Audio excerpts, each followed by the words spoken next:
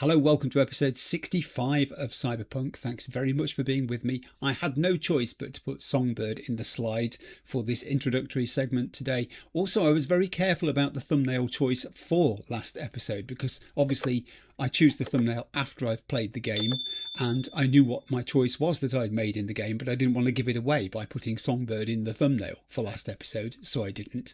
It was a binary choice presented. My decision to side with Songbird I've talked about already. I'm not going to dwell on that again here. I covered my reasoning in the actual video last time, as well as discussing it in the video's comments with various people. But I would just like to thank those people who in the comments said that they enjoyed the columbarium walk and talk that I did near the end of last episode. I'd been looking for a chance to return to that wonderfully peaceful and contemplative place, and the events that happened just suggested to me that the time was right to do that. It took me the best part of a morning and half of an afternoon just to make that 9-10 minute segment, I think it was. So I'm pleased you found it a fun watch. Next, in episode 64, I asked you a question. I mentioned that Cyberpunk is noted for not being about saving the world, but rather being about saving yourself. You can't fix the macro, but you may stand a chance at the micro level of the individual. I looked at how some people in the game tried to do just that, and I asked the question how, if you were a character in Cyberpunk, you would go about saving yourself. Interesting range of thoughts around this. Fleeing the city seems most obvious, but is that really saving yourself if what you're going to just brings a new set of dystopian problems? Hasn't the city really won by forcing you to run away anyway into those difficulties? On the other hand, as war games famously concluded, sometimes the only good move is not to play, at least by removing yourself from Night City. You're refusing to play its game by its rules. You're saving yourself from its direct influence and daily threats. There are other things you can do to try to save yourself in-game, taking different interpretations of the word as the starting point. Refusing to accept cyberware so that you retain control of your own body, for example, is a kind of personal salvation. Looking for an off-grid hustle that's beyond the system, something that saves you from the corporate leash and gives you a measure of independence. That's another way you might say you could save yourself. Maybe the answer is to define a strict moral code and stick to it even when it costs you, so that at least your own personal integrity is saved. Or possibly defining success and winning, in inverted commas, on your own terms, so that nothing the city can do to you can take that away from you. The idea that you don't survive the system by destroying it, you do so by not letting it define your own worth. So yeah, it was really interesting range and variations on the meaning of the word and the extent to which people in Cyberpunk's dystopian future can attempt to save themselves. Thank you to those people who shared their thoughts on that. And so to today's question, and it's about a place which for me at least has very mixed happy sad memories, the afterlife. Specifically, what does the afterlife actually symbolise? In the neon-soaked chaos of Night City, there is one place that every mercenary aspires to walk into, and only a select few ever truly leave their mark on: the afterlife. On the surface, it's the ultimate nightclub for the city's elite solos, a place where mercs and fixers and others meet and plan and cut deals that can reshape the landscape, and where legends are created and toasted. But if you look past the chrome and the hype, a deeper debate emerges. What does the afterlife actually stand for? What does it signify? Is it a monument to human achievement, or is it Night City's most deceptive meat grinder? The afterlife definitely draws many like V to its subterranean enclave. To understand its appeal, you have to look at it through the eyes of a merc with nothing to lose. In a world designed to crush ordinary people under the heel of megacorporations, the afterlife represents a rare path to agency. It separates the gonks from the potential winners. Walking through those doors means you've survived the challenges of the dog-eat-dog streets. It's a gatekeeper of status in a city that constantly tries to strip you of your humanity. Here, your skills matter, your street cred carries weight, and you can earn something that money can't buy: respect. In a dystopian world where you're entirely disposable, the bar offers a tangible meritocracy. It proves that you can rise above the noise and force the city to remember your name. But on the other side of the argument, if we look at the fine print, the most disturbing rule of the bar is its ultimate honour. To get a drink named after you, you have to die, and usually in a spectacular and violent fashion. When you realise that, the neon facade starts to crack. The afterlife is a windowless underground club built inside a former morgue. Physically and symbolically, it's a dead end. It functions as a cynical trap, selling mercenaries the romantic illusion of immortality. It actively encourages young, desperate people to throw away their lives for a legacy they won't even be alive to see. The corporate elite control the sky, while the mercenaries meet and plot away below ground and devise schemes that are likely to get themselves and others killed. It's a beautifully packaged lie that converts human lives into drinks on a menu. So, what do you think the afterlife is, really? Is it a symbol of ultimate glory, the only place where a nobody can become a legend, or is it just a glorified graveyard, tricking mercenaries into dying for a hollow illusion? I want to hear from you. If you were a merc in Night City, would you choose the glory of a drink on that menu, or do you see the afterlife for the trap it really is? Let me know what you think. And so to episode 65. Now, given the high octane and very stressful events of episode 64, it will probably come as no surprise to you that today I've decided to return to the main storyline. So let's do a recap of where we got to, shall we? In episode 64, Solomon Reed contacts V to tell him of problems hacking into the Chiron Exotics telemetry. Nevertheless, he directs V to identify and track the customised Quadra Sport R7, which is transporting Netrunner twins Aurora and Amrit Cassell to the stadium, where they're to help breach the security around the neural matrix, currently in the possession of Kurt Hansen. V travels to a vantage point overlooking the Dogtown border, from which he monitors traffic in search of the twins' vehicle. Once he successfully intercepts the car's signal, with Reed's help in tracking its movements, V locates the parked vehicle and sneaks into the trunk. When Aurora and Amrit return and drive off, heading for the stadium, V listens in on their conversation while uploading a firmware override to the vehicle's system.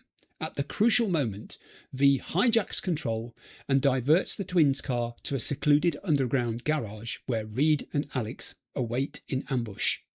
The twins are abruptly flatlined, which a shocked and angry V tells Reed was excessive and unnecessary. Reed and Alex are unrepentant. Seated in the twins' vehicle, V and Alex adopt the neural profiles and behavioural imprints of the twins, physically morphing into flawless-looking and sounding doubles of Amrit and Aurora before driving to the stadium. Dressed in high-end French fashion and projecting Amrit's aloof confidence, V walks side by side with Alex into the heart of Kurt Hansen's heavily fortified base. Once inside, the pair is forced to navigate a gruelling, high-stakes conversation with the bar guest leader himself, using personal details from the twins' lives to keep the suspicious dictator from seeing through their cover. After successfully passing Hansen's scrutiny and biometric authorization scans, Alex waits with Hansen on a balcony looking down on the scene below, where Songbird is already at work on the neural matrix, while V descends the staircase into the core server room to join her. As the description of the device reaches 100%, the moment of truth arrives. V must decide who to betray out of Songbird or Reed. Does he go along with Reed's plan to disable Songbird using the icebreaker protocol he's secretly given him for this purpose, which would ultimately see her handed over to Noosa and a vindictive President Myers, whose life she endangered? Or does he instead side with the dying Songbird in recognition of her being a coerced victim of Myers' manipulative ambitions? With the choice made, V rejects Reed's scheme and fully commits to Songbird's escape plan. In an instant, the stadium plunges into chaos as Alex ruthlessly assassinates Hansen according to her instructions, but can then only watch helplessly as V assists an exhausted Songbird to fight together through waves of elite Barghest soldiers and exit the stadium with their prize. Safely outside, V leaves a heavily malfunctioning Blackwall-addled Songbird to depart in transport she's arranged. He then drives alone to the Columbarium to reflect upon the nature of life in Night City and the impossible choice he's just had to make, before returning to H10 to meet Panam and bring her, in part at least, up to speed with his misadventures in Dogtown to this point. Let's get back to the action, shall we? There are actually 3 other little bits I've got to mention before I start. 1 I knew about, 2 I didn't. Let's do the 2 I didn't first. The first is this: the loading screen has changed and there's a different voiceover here with some text, which is really interesting.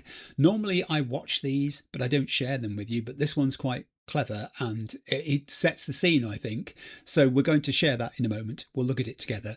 The second is, you may have noticed a slight difference in the background between when I filmed the introduction and housekeeping and now. That's because I've taken down the blackout blind. It's 25 degrees in here. It's not even lunchtime. It's hotter than that outside, and it's going to get even warmer as the afternoon progresses. And I just want to feel like I'm not filming in a room where it could be any time of day or night, because once I put the blackout curtain up, it could be 3 o'clock in the morning or 3 o'clock in the afternoon. You cannot tell the difference. And today it's summer out there, and I just want to feel it's summer in here too, in the nicest possible way. I don't think it's having any detrimental effect at all on the picture behind me or anything, but that's what I've done that for. And the third thing, which I did know about, is this. Today, as I said, I'm starting Killing Moon. Now, I've been told in a non-spoiler way by various people that this quest is incredibly long, involved and complex. Because genetically I cannot rush, and I love exploring places and thinking about the lore of shards and computers and conversations that I find, trying to squish all of that into one massive video just would not do it justice. And it's also not very healthy for me in the current weather for the moment. So I'm planning to split this mission into 2 episodes. Part 1 of Killing Moon drops today. That's what you're watching. And part 2 will come out exactly 1 week from now, next Sunday. I've researched, again in a non-spoiler way, how long it should take someone like me to complete this mission. And on that basis, I'm going to guess pick a suitable point to end today's episode. Now, I'm not going to be working ahead of myself here. I am breaking off from the video and from the game at the end of part 1, and then I'm waiting until after that goes live today before I film part 2, which will happen towards the end of this next week coming, and then I'll upload that ready for next Sunday. So that means I will get to read all of your comments and theories from part 1 before I make part 2. And with that in mind, and because this is a blind playthrough, please absolutely no spoilers in the comments. Let's keep the mystery alive for me and other first timers who don't know what's coming. Thank you. Right, let's jump in. Attention, dog. We're away. This is Ben. Colonel Kurt Hansen is dead. I repeat, Kurt Hansen is dead. It's a dark day here in Dogtown. Our colonel went out the way he lived, gun in hand. And the motherfuckers who took him out, oh, they'll pay. You know why. Kurt Hansen may be dead, but Barghest is alive and well. How the fuck you turn this thing off? That's the sort of bravado reaction I would have expected from one of Kurt Hansen's underlings. So yeah, he's dead. That's something we've now had absolutely confirmed. Alex did a job on him, as we saw from down below when she was up on the balcony. I love the way she pounded against the screens there, the plexiglass, when she saw what V was doing in helping Songbird leave, which was not part of the plan, and she knew it. She was powerless to do anything about it. That was really good. Will Barkhest survive without Kurt Hansen, or are they now in terminal decline? I really don't know. I can't see who would step into his shoes.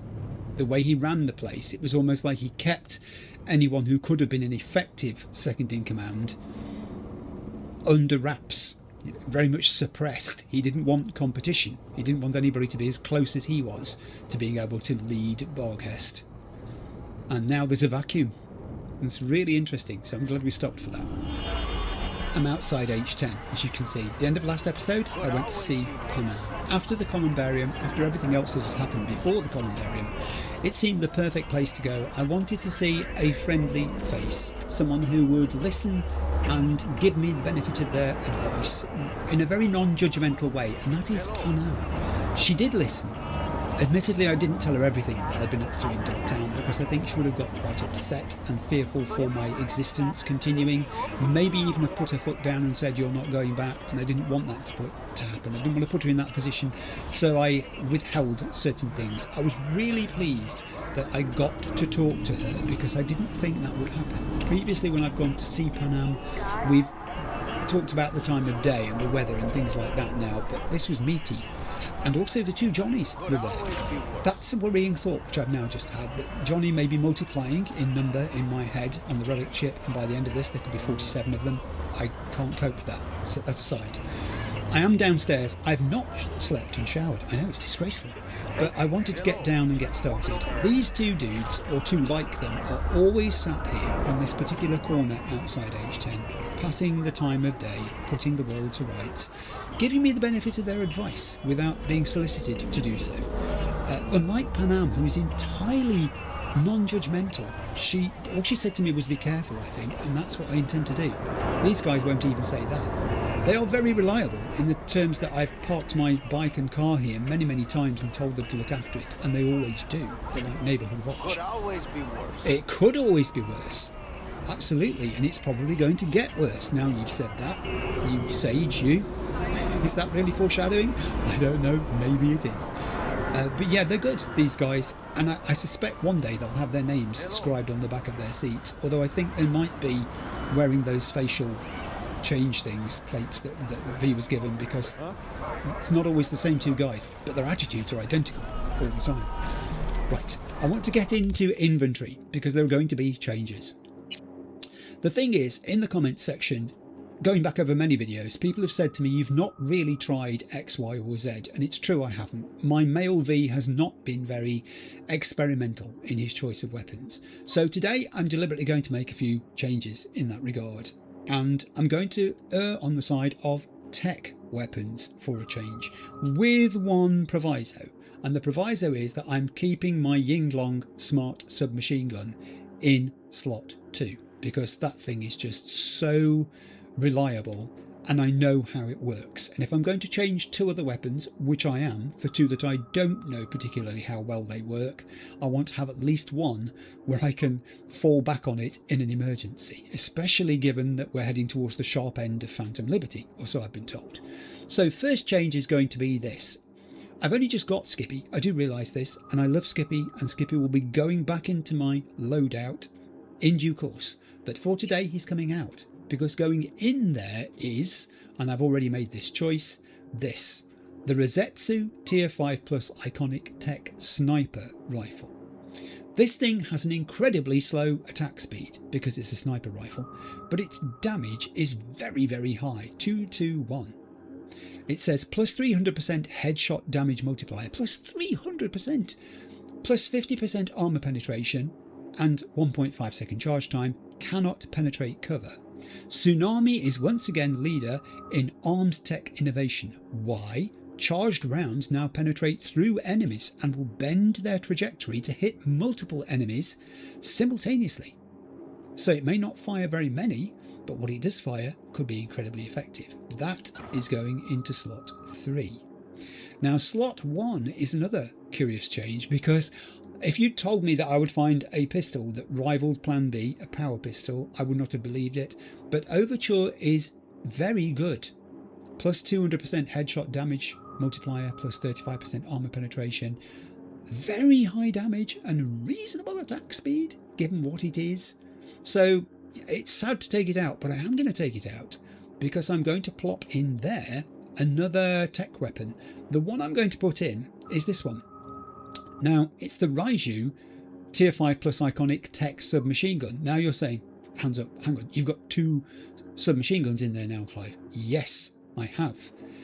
And I realise, as I said, that is E for experimental. That's why I'm hanging on to that Yinglong in slot 2, because if this submachine gun turns out to be not so good, I want to be able to drop back very quickly to slot 2 in rotation and let the Yinglong take the strain. Let's read what it says. Tier 5 Plus Iconic Tech Submachine Gun. This is almost the opposite of the sniper rifle I've just put in slot 3 because the attack speed is relatively high, but the damage is much lower. Because it's a submachine gun, it shoots more bullets though, so there's a sort of compensating effect there. Plus 100% headshot damage multiplier, 0.5 second charge time, so half the charge time of the sniper rifle, plus 33% crit damage, fires in full auto when fully charged. Arasaka's combat model, manufactured for extreme precision, shots do not require charging to penetrate obstacles. Headshots have a greater crit chance. That's fine with me. That's okay. That can go in slot 1. So it's a very strange looking loadout here. I nearly always have a pistol and I have no pistol. So that's interesting for a start. Also in quick access, I have been falling back on the Gash anti-personnel grenade rather a lot, and I'm going to change it for the Shah incendiary grenade. Now, I don't really think I've made much use of this at all. 4.2 meter blast radius, duration 5 seconds, applies burn for 5 seconds, deals additional damage to armoured enemies. Because if we are going to come up against troops of any sort today, I'm going towards weapons that will do damage. I guess that's the thing. This is not about non-lethal. Today it's about surviving, as Panam would like me to do. So that's going into my grenade slot. Those changes are made. Right, I've got to look on my lists of things to talk to you about during the course of the episode. Yeah, I don't need to do that right at the moment. We'll move off first. I want to go into journal, and I want to make sure I've selected Killing Moon, and we'll read the text here. Wait for news from Songbird. They asked you to choose, so you chose. You weren't driven by a desire to save anyone's life. Reed and Songbird both offered you treatment. Maybe you realised that no matter what your choice, you'd be betraying someone. So the best thing you could do was not betray yourself in the process. That's why you stood by the chick who was fighting to survive, just like you. Did I get that right? Yeah, I think I did. Would I have chosen any different? Luckily, I don't have to sweat over those kind of questions. Good luck, V. You and Songbird both need it. That is the most supportive pep talk Johnny has ever given me. I appreciate the timing of him doing that. I'm going to read about Songbird. Even though we've done it before, this is about her now because we've made our choice. So let's read this before we go on. Songbird. Song So Mi, Korean, codenamed Songbird, is a netrunner in the FIA. She started out as a freelance netrunner, taking on assignments that others dismissed as well-paying but suicidal. Meanwhile, before So Mi's eyes, corporate data fortresses opened without so much as a shove. She always worked solo and spent every eddy earned on newer, better equipment and ever more extravagant means of entertainment. She quickly became a living legend of the trade, although some didn't believe someone of her calibre could exist for long, if at all. The FIA believed. When Song took an oath of allegiance to the new United States and was given the operational nickname Songbird, the prototype technologies developed by the agency in strict secrecy from foreign governments and sometimes from her own were placed at her fingertips. In return, Songbird was forced to quickly learn 2 concepts that had been completely foreign to her until that point: following orders and playing as a team. The immunity of a government agent backed and protected by a powerful bureaucratic apparatus guaranteed Song would remain untouchable, from masking vehicle signatures at secret meetings between USAT officials and military hunters in Central America to obliterating the digital footprints of commandos that executed terrorists impersonating the Bartmoss Collective, Netwatch agents could only listen to the echoes of Songbird's footsteps in cyberspace, echoes that suspiciously went quiet near the Black Wall. Someone in the comments had said, regarding the true appearance of Songbird and whether we are seeing her actual face, they think we probably are, but other comments were made about the fact that when she appears to V initially, she's in a kind of Netrunner suit, and that is, I think, her comfortable state. That's how she sees herself. She sees herself as a Netrunner, and that's why she presents herself to V as a Netrunner. That's good. Let's read the FIA while we're here too. That was the first of many orange breaks. It's uncomfortably warm in here already. FIA. The Federal Intelligence Agency was established in 2006 after the dissolution of the NSA, National Security Agency, and the CIA, Central Intelligence Agency, both of which were implicated in organising a conspiracy to overthrow the US government. In theory, it was supposed to take over and join their functions, but in practice it remained an underfunded institution of marginal importance for almost half a century. This all changed after the ratification of the NUSA Constitution in 2053. The FIA was granted extensive powers and privileges, and a huge budget made it possible to recruit a veritable army of secret informants and equip them with state-of-the-art technology. Since 2065, when Rosalind Myers became the NUS president, the FIA has steadily grown in strength. The active participation of agents in the course of the Unification War has become an open secret.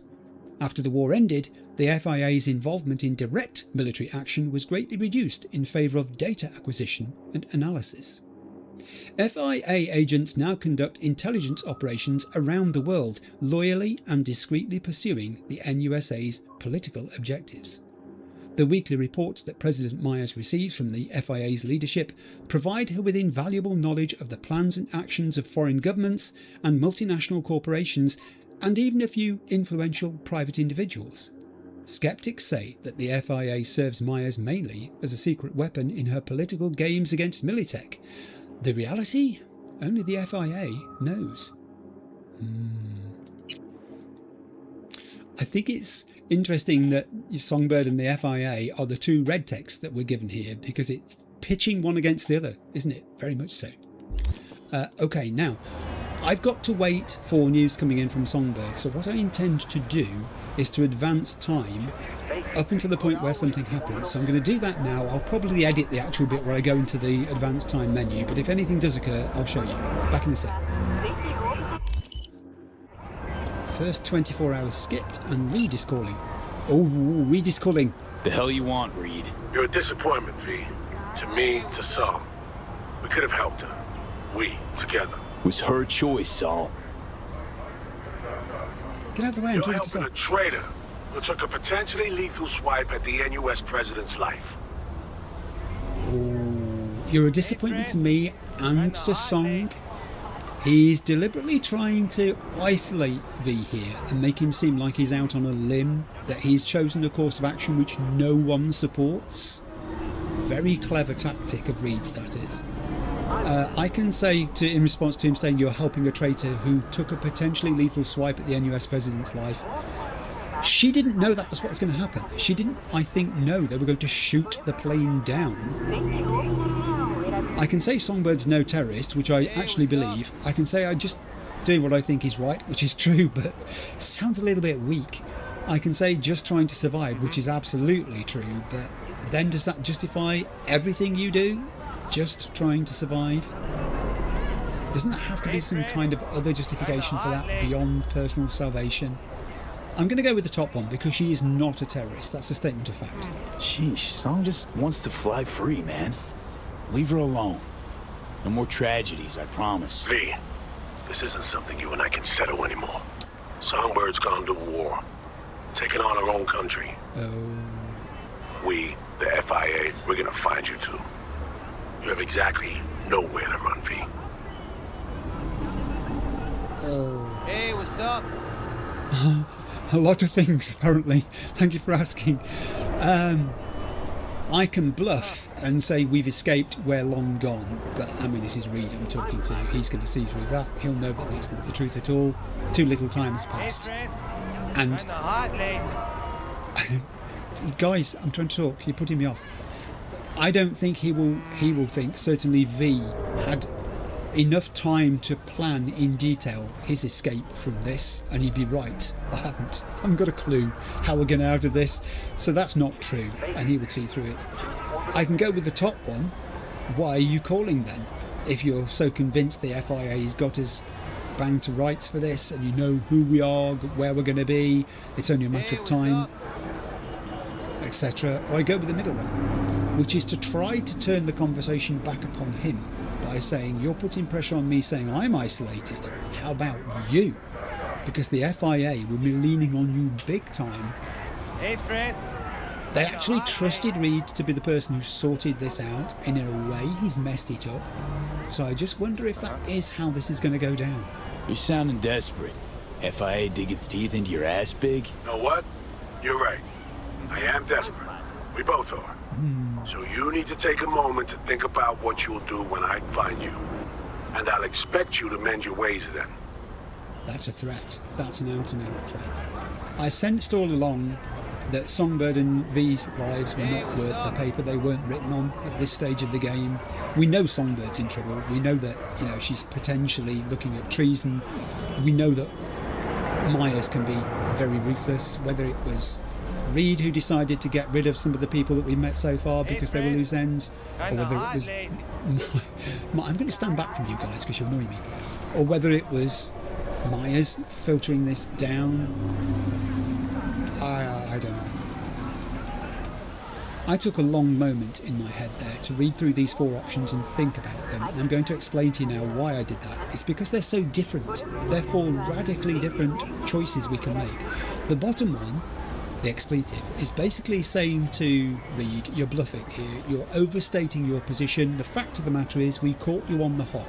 You did not foresee this. For all your past with Songbird, you really got caught out here, and it hurts, it stings, doesn't it? It's embarrassing for you. And if I was to say the bottom expletive to him, that's essentially saying, I don't believe a word you're saying. You're really overstating your case here.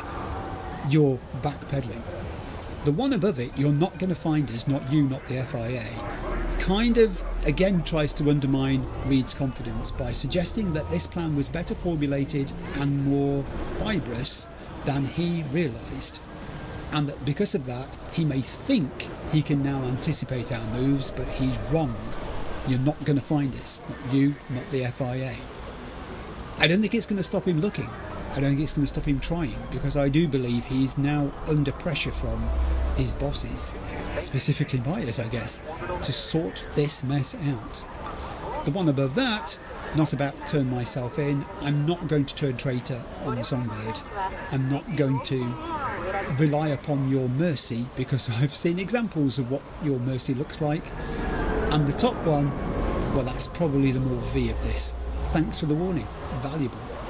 It kind of tries to elevate us to his level and say, who do you think you're talking to here? I know I'm the junior agent, or I was until I kind of resigned, in inverted commas, but that's more the one that puts us on an equal footing in this situation. I'm not suggesting that V can anyway match Reed in his espionage abilities and all the rest of it, but we'll try that one.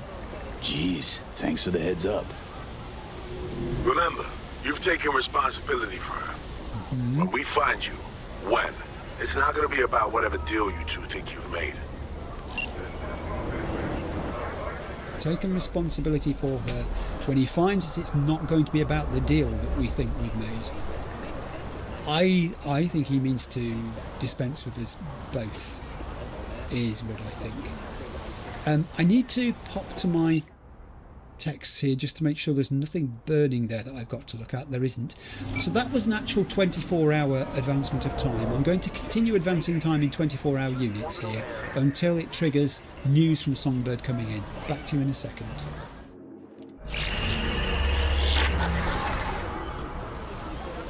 Hey, V.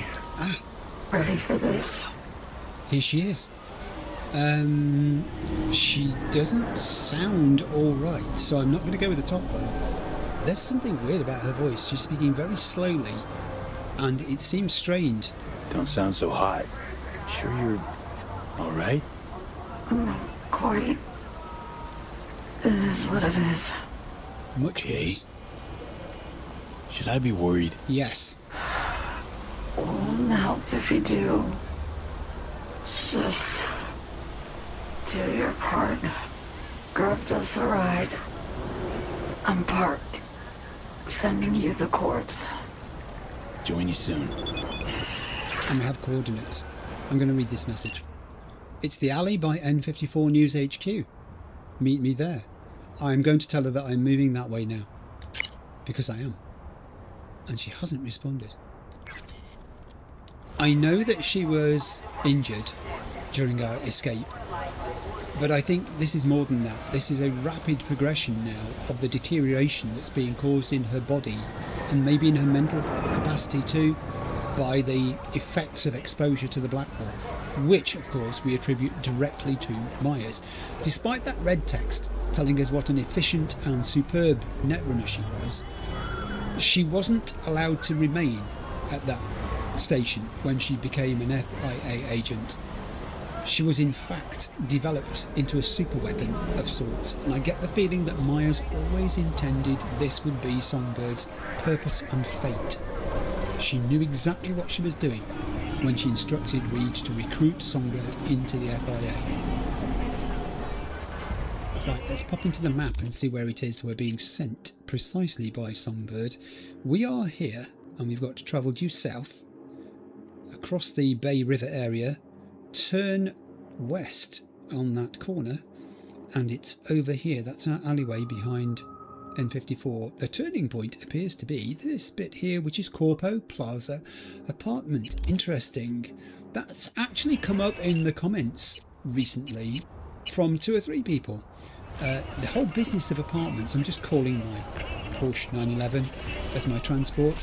When I started this game, I couldn't have told you what a Porsche 911 was, but now I don't think I can ever forget it. In fact, if I could only choose one vehicle from the whole game and had to drive everywhere in it, this is the one I would choose, I think, because it's smaller and it gets me into less trouble that way.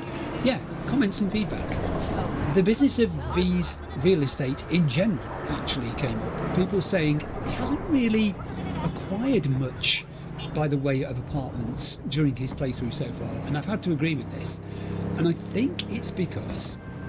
I'll come back to that in a second. We should talk. Face to face. Why? Why do you want to talk to me, Mr. Hans? What have I done wrong? Oh, I have a sinking feeling. Let me drop by. I'm a little bit busy at the moment. I can ask him if he's sending a gig my way. He sent me 2 last episode, which I haven't looked at yet. I'll ask. Could it be a gig coming my way? Another one? Far better. I see a blank page in Night City's Chronicle. Your name is on it. The page and I await at the Heavy Hearts. My, aren't we confident today? New job. Run this town. I'm not going to track it, although I do notice that I've now lost my yellow line to go meet with Songbird. Hey! Mind my car! These little ones are the most vicious, aren't they? Did you see that? Totally unprovoked. Let's pop into my journal. I hope that's not telling me what's going to happen next. Well, he hasn't put a job in my journal yet, but I'm guessing he might do. Let me reselect Killing Moon Meet with Songbird. Has that put the yellow line back on? Yes, it has. I was talking about V, was I not? And the fact that he hasn't bought many apartments yet. And I think the reason is because he is a nomad. I don't think it's because he's a male nomad. I think it's because his background is austere. He's used to not having lots of things to choose from. Comfort. Possessions to V are not that important, and that includes apartments. I'm just totally ignoring this firefight beneath me because it is beneath me. He doesn't care for it, and the Corpo apartment in particular has been mentioned by a few people now, saying, you know, if you really want to see what an apartment is capable of, without spoiling it for me, then you should try looking into the Corpo Plaza. Here's the thing though, I don't think that's V. I don't think the Corpo Plaza apartment, if it's because of where it is, as luxurious and well appointed as I believe it would be, I don't think that's up his street at all. I think he'd find that uncomfortable. Japantown was a big step up for V, with its very carefully thought out decor and the selection of objects that were around him all having some sort of significance and everything tying in very nicely together. Some of the most vicious colours there. But I don't think that is him. So I think on the whole he may not actually buy that apartment in this playthrough. I think that's more in keeping with a V with higher expectations when it comes to living quarters, standards in general. And I'm talking about the objects and things that you surround yourself with here. I'm not talking about behavioural standards or attitudes to life in general, because goodness knows, as I was saying, I think I could fill out a character sheet for my next playthrough already, and it's very different. Once we get out here, meet with Songbird. Is that the alleyway? I think it might be. It's raining. Don't run me over. Let's try and get across the road here. I'm aware there probably is a crossing down there. Quickly. We made it. There is an alleyway. It's here. I just couldn't see it. It's a very secluded alleyway. I don't know what the blue line is, by the way. I think I'm locked onto something from previously. I'm not worried about it. It's not interfering with anything particularly. Well, it's a van. It's just an ordinary Columbus V340F freight. Anonymous. Youngest, cheapest, most popular model in the Villefort lineup. A favourite among shipping companies and large families alike, neither of which I'm expecting to obtain to this situation. She's in the van. Get in the van! She's in the van. I got him. Fuck. You look pretty, The senses are going. Seeing dark spots. It's hard to breathe. Okay. Okay. Her entire person is compromised now. I can say to her, yeah, do you really think you're up to doing this? Would you not be better resting up somewhere, just hiding until you, I was going to say feel better, but she's not going to feel better, is she? So that bottom one is particularly of no use. Can I help? Want to help? Tell me how. What can I do? What the hell took so long? I was actually talking to Reed. I don't think it's going to hurt to tell her that. Saying no matter what now just dismisses it. There's been enough situations where people have not told things that they know, and that's led to issues. So I think from this point onwards, cards on the table. So, yeah, I talked to Reed. Huh. And? Well, I think he offered me a way out, actually. But his way out, I think, may have had a finality to it. I'm pretty sure it wouldn't have ended well for me. I will go with the bottom one first because it's a blue, and it's probably what V feels. Stubborn old bastard. Reed. Poke long enough, you could drill a hole. Anything new? Anything at all? Tricky. I can tell her again, don't worry about it.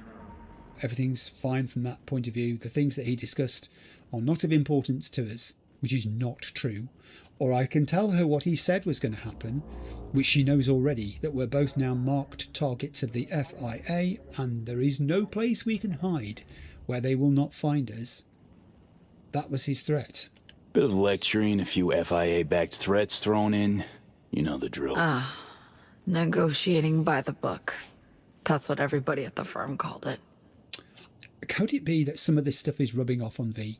The way he said that was very matter of fact, wasn't he? As if he knew what Reed was going to say before Reed opened his mouth, and he didn't at all.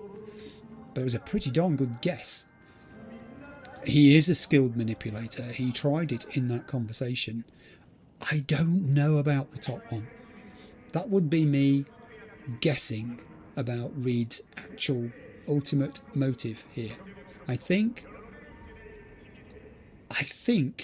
Reed now prioritises his own survival from all of this above everything else. The fact he is under pressure, he is under scrutiny because he's underperformed here, and Myers knows it, and I don't think she likes that.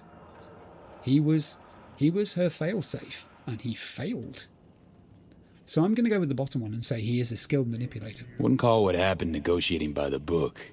No. Reed goes for the jugular.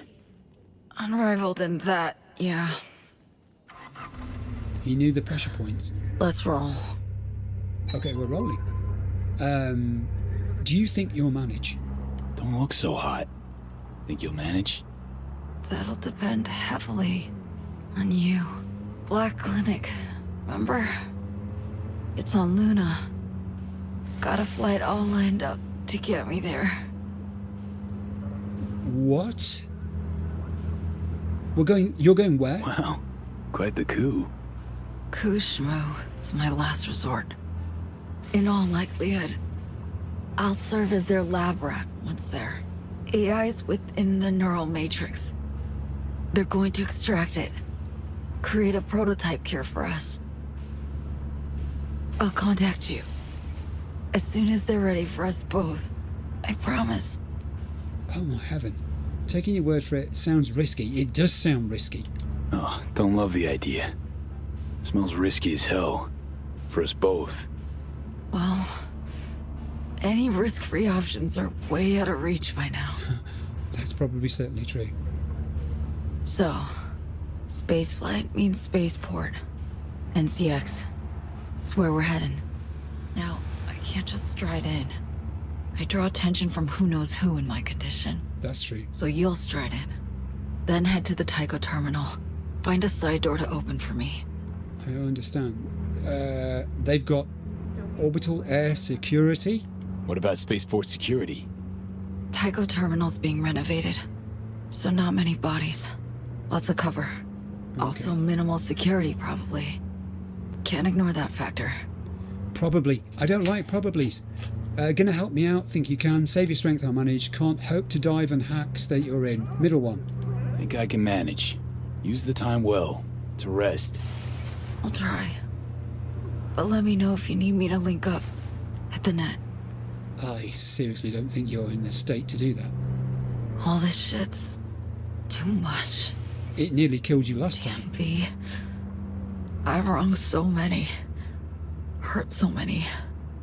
Can't help wondering if it's even avoidable. You know? Hurting others? Johnny did a number on Rogue. Sure, hope I won't hurt Panam. Lots of others to choose from. I'm going to go with the top one here about Johnny. Don't often get the chance to right a wrong. But when you do your damnedest not to fuck up again. Johnny'd have a thing or two to say on that topic. Too bad you two will never talk. It is. Okay, this is not good. Injection. Administer it. Relax. Dr. V.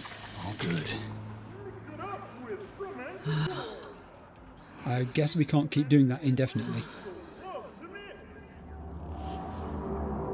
V. Yeah? I don't want to die. Can't help but regret. I just... Help me. Ditch this town.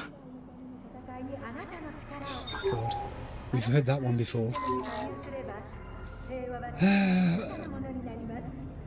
That's the most honest I think she's been all the way through this.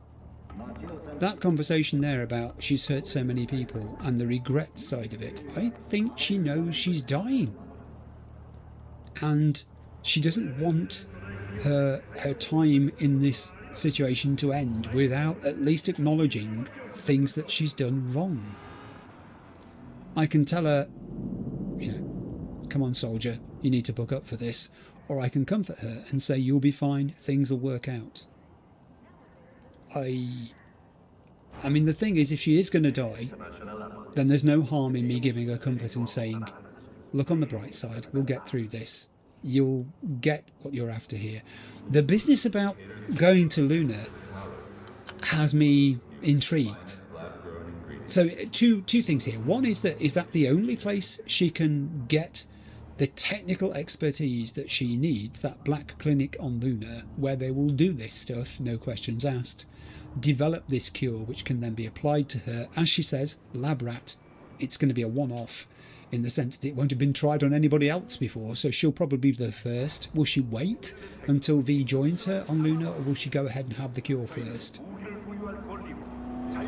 That's the first thing about this, but the second thing about it is this business of the FIA finding us. Is she going to Luna because she thinks that's beyond their reach?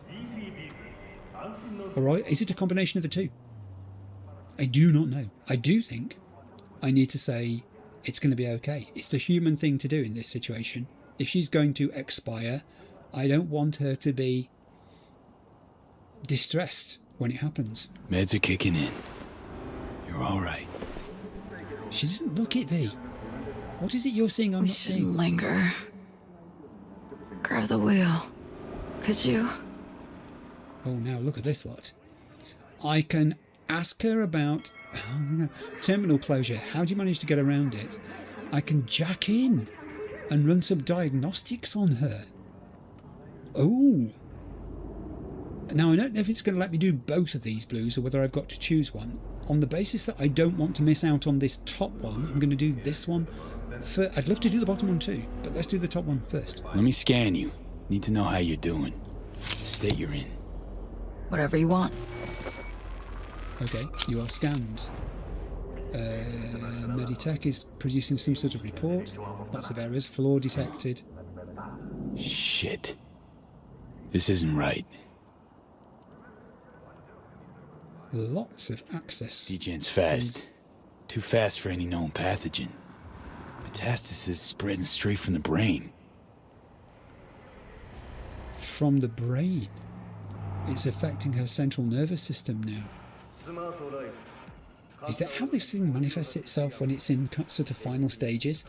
That... Oh, now that's not good. Because does this mean she's not going to be able to think clearly either? Oh dear. Let's ask her about the terminal closure and how she actually managed to get around it. Said Tycho Terminal's closed for refurbishment. Sure you can fly out of there in spite? Indeed. Got a one-way ticket. From someone who follows their own rules. You've had shit luck with partners lately. Till you came along. Working out kinda okay. Yes, it is, isn't it? Who is the person who's enabled you to get a ticket? Who do we even know that might have done that? I am stumped. I can't think of a person we've met who would do that for her. I mean, I would have said Reed at one stage would have done that for her if he thought she was less guilty of what she's done than it turned out to be. I'm going to take the wheel. We're going to rest up. Rest up, yeah. Just relax. And I will do what I need to do. I've got to drive to NCX and talk to Songbird, who's resting up. Oh, the diagnostic system. Here's the report. Status severely unstable. Pathology unknown. Neuroimaging abnormal. Prognosis poor. Diagnosis inconclusive. Suspected metastases, as he said. Code error 1111, and then loads of code errors all the way down this thing. She's deteriorating, and the diagnostic software purely knows that something is interfering with every aspect of being able to diagnose accurately what it is that's causing this. But then we would expect that, because where she's been in contact with the black wall is going to be beyond the programming of any of this software. It's like a new disease which she's constructed. Do you know what I'm going to do here? I'm going to stay on the internal view of this vehicle while we drive. It's not far we've got to go. Let's check the map. It's round the corner. It's the same again. It's about the same distance up as it is around. So north and west this time. I'll stay on the right side of the road. There is music playing in the background. It's sort of nighttime music. I'm not going very quickly. I don't know what speed it is because I can't see a speedometer. So I'm guessing it's only about 20-30 miles an hour. I'm trying not to attract attention. I'm also trying not to throw Songbird about too much in the rear of this vehicle. This is probably one of the few occasions where I've driven in first-person view like this, from within a vehicle.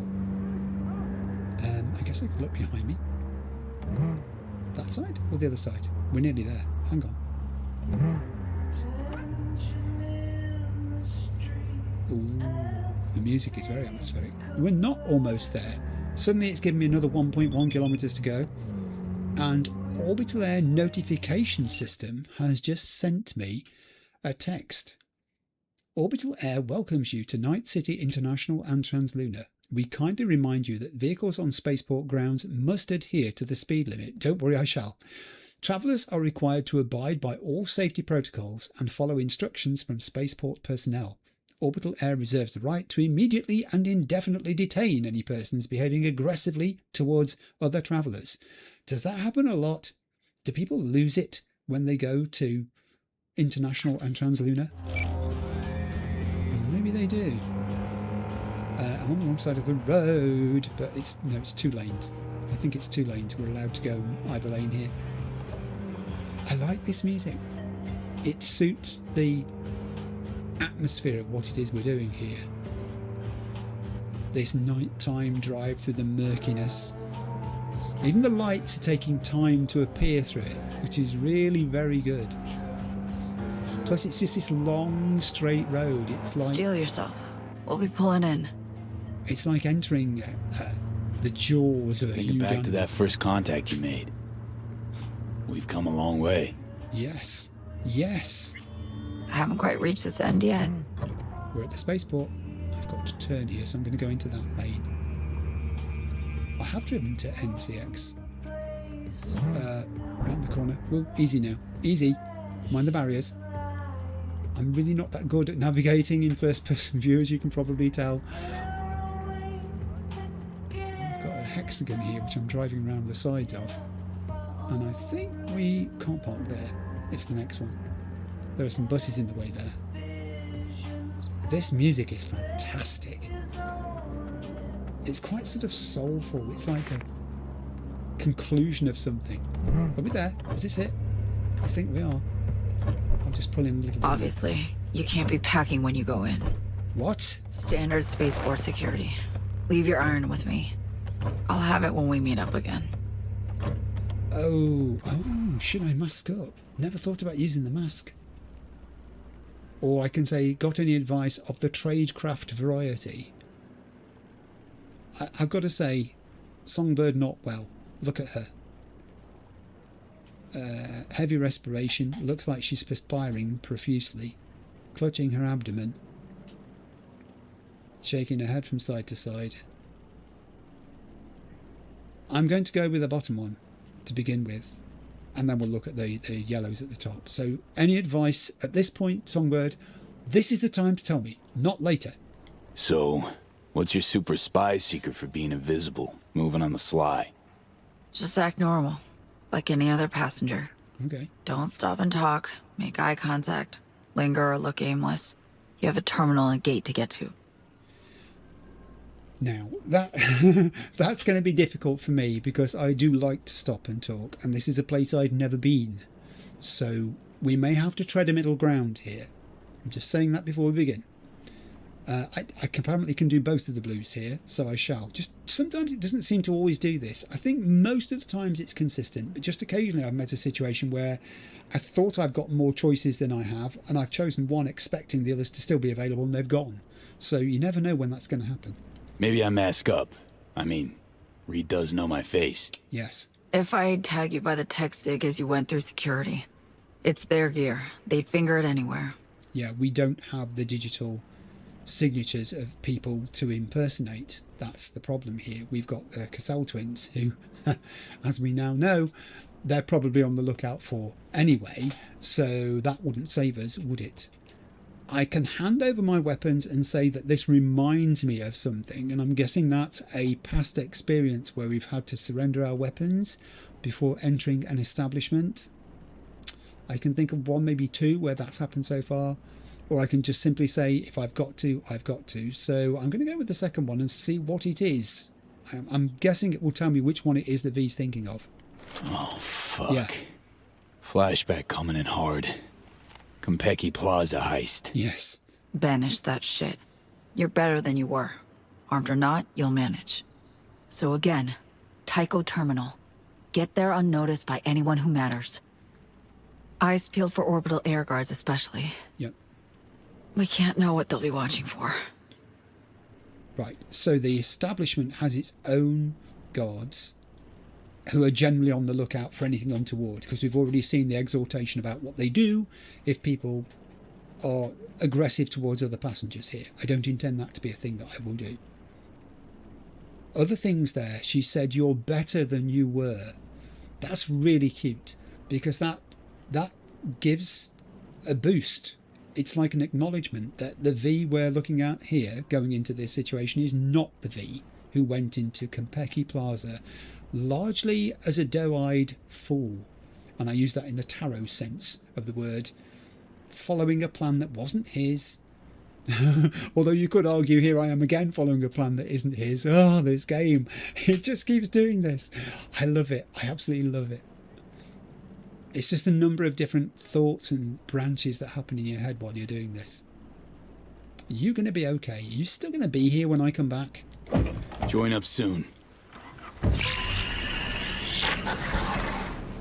Excellent. Proceed through the security gate. This I shall do. It's across the road. Hey, V. Wait. Yeah?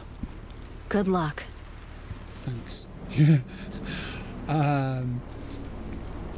I've already used the second one of these and said to her, don't worry, everything will work out. So I think maybe, given who she is and her experience, when she wishes you luck, she's suggesting you're going to need it. So I think I will acknowledge that. Thanks. Could probably use it. These dialogue interchanges are sparkling Okay, today. on the Portsnet. Interior clear bogies. Danik and Cyber.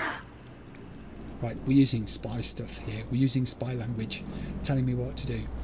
She did say, try to steer clear of anyone that matters. She didn't tell me I couldn't approach people. So that was really good, because, you know, I guess there are people like me in the game who do this, who, you know, can't not just go up to people and talk to them or overhear what their conversations. And goodness knows there's a lot of people outside this spaceport. Look at them. So I probably will. I probably shall do this. Oh, there's one of those multicoloured vehicles there. These people are waiting to go. They're getting ready to go into the spaceport. Get through that goddamn gate, will you? Oh no, you're not going to keep doing that a lot, are you? I don't think I'm on a timer here. I'm pretty sure I'm not. The only... You're getting on that shuttle. But what Okay. about us? We'll always have Jig Street. Now. Here's looking at you, street kid. Oh, very good. Very good. And you see, I could have completely missed that little nod there, and it's fantastic. Oh, okay. On that basis, I'm going to look at a few other people before we go in. Everyone's got a trolley with belongings on. Quite a lot of belongings, actually. And I'm wondering... It's orbital air and translunar, so not all the people here will be heading towards Luna. Some of them do not want to talk. They're having last moment thoughts about the wisdom of leaving it all behind. Clearly, we do have guards. Welcomes you to NCX, Night Thanks. City International and Transluna. You certainly can't fly. Orbital air certainly can. Right. But, you know, what I would expect. We do have guards. OA employees. These are orbital air guards. So, The status of this facility then is what? Is this part of the country in which it is based? Or is it a place that actually lacks any sovereignty as such? In other words, once you go through those doors, you're a citizen of Orbital Air's facility. You don't actually belong anywhere until you reach a point of destination. That's an interesting thought, which I'm now glad I had. I mean, I wouldn't have had I rushed through those doors. I can't rush to these guys. I'm really sorry, I just can't do it. I don't know where the break's going to be in this. Mosey B, you're skirting the edge. Risky. Why am I skirting the edge? These people are fine. They mean me no harm. I don't know who's travelling here. Do we think he's travelling? Do we think they're both travelling? That could be her bag. That could be his. They look... The way they're shifting their weight from one foot to another, they look shifty. Literally shifty. Attention all passengers. Tycho terminal renovations continue as we improve things for you. All translunar flights are suspended until further notice. We apologize for any inconvenience. They're what? But I thought... Oh, Songbird. Someone got her a ticket. How do you get someone a ticket on a flight that isn't going to happen because all flights are suspended?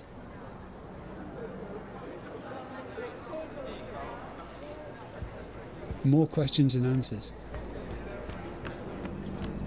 Where are you two going? Arrivals were cancelled too. All of them. Unbelievable. Oh dear. She's angry. Renovations, yes. I am going to lose my shit.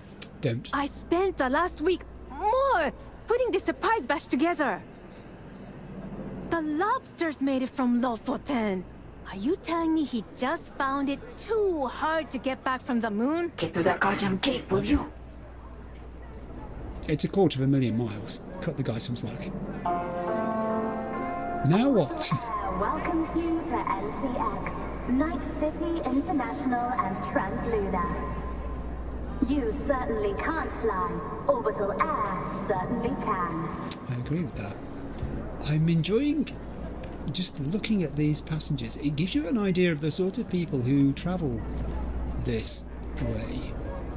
But it looks like I may have exhausted them now. I thought these two over here were going to say something to me, but... Oh! Musician travelling.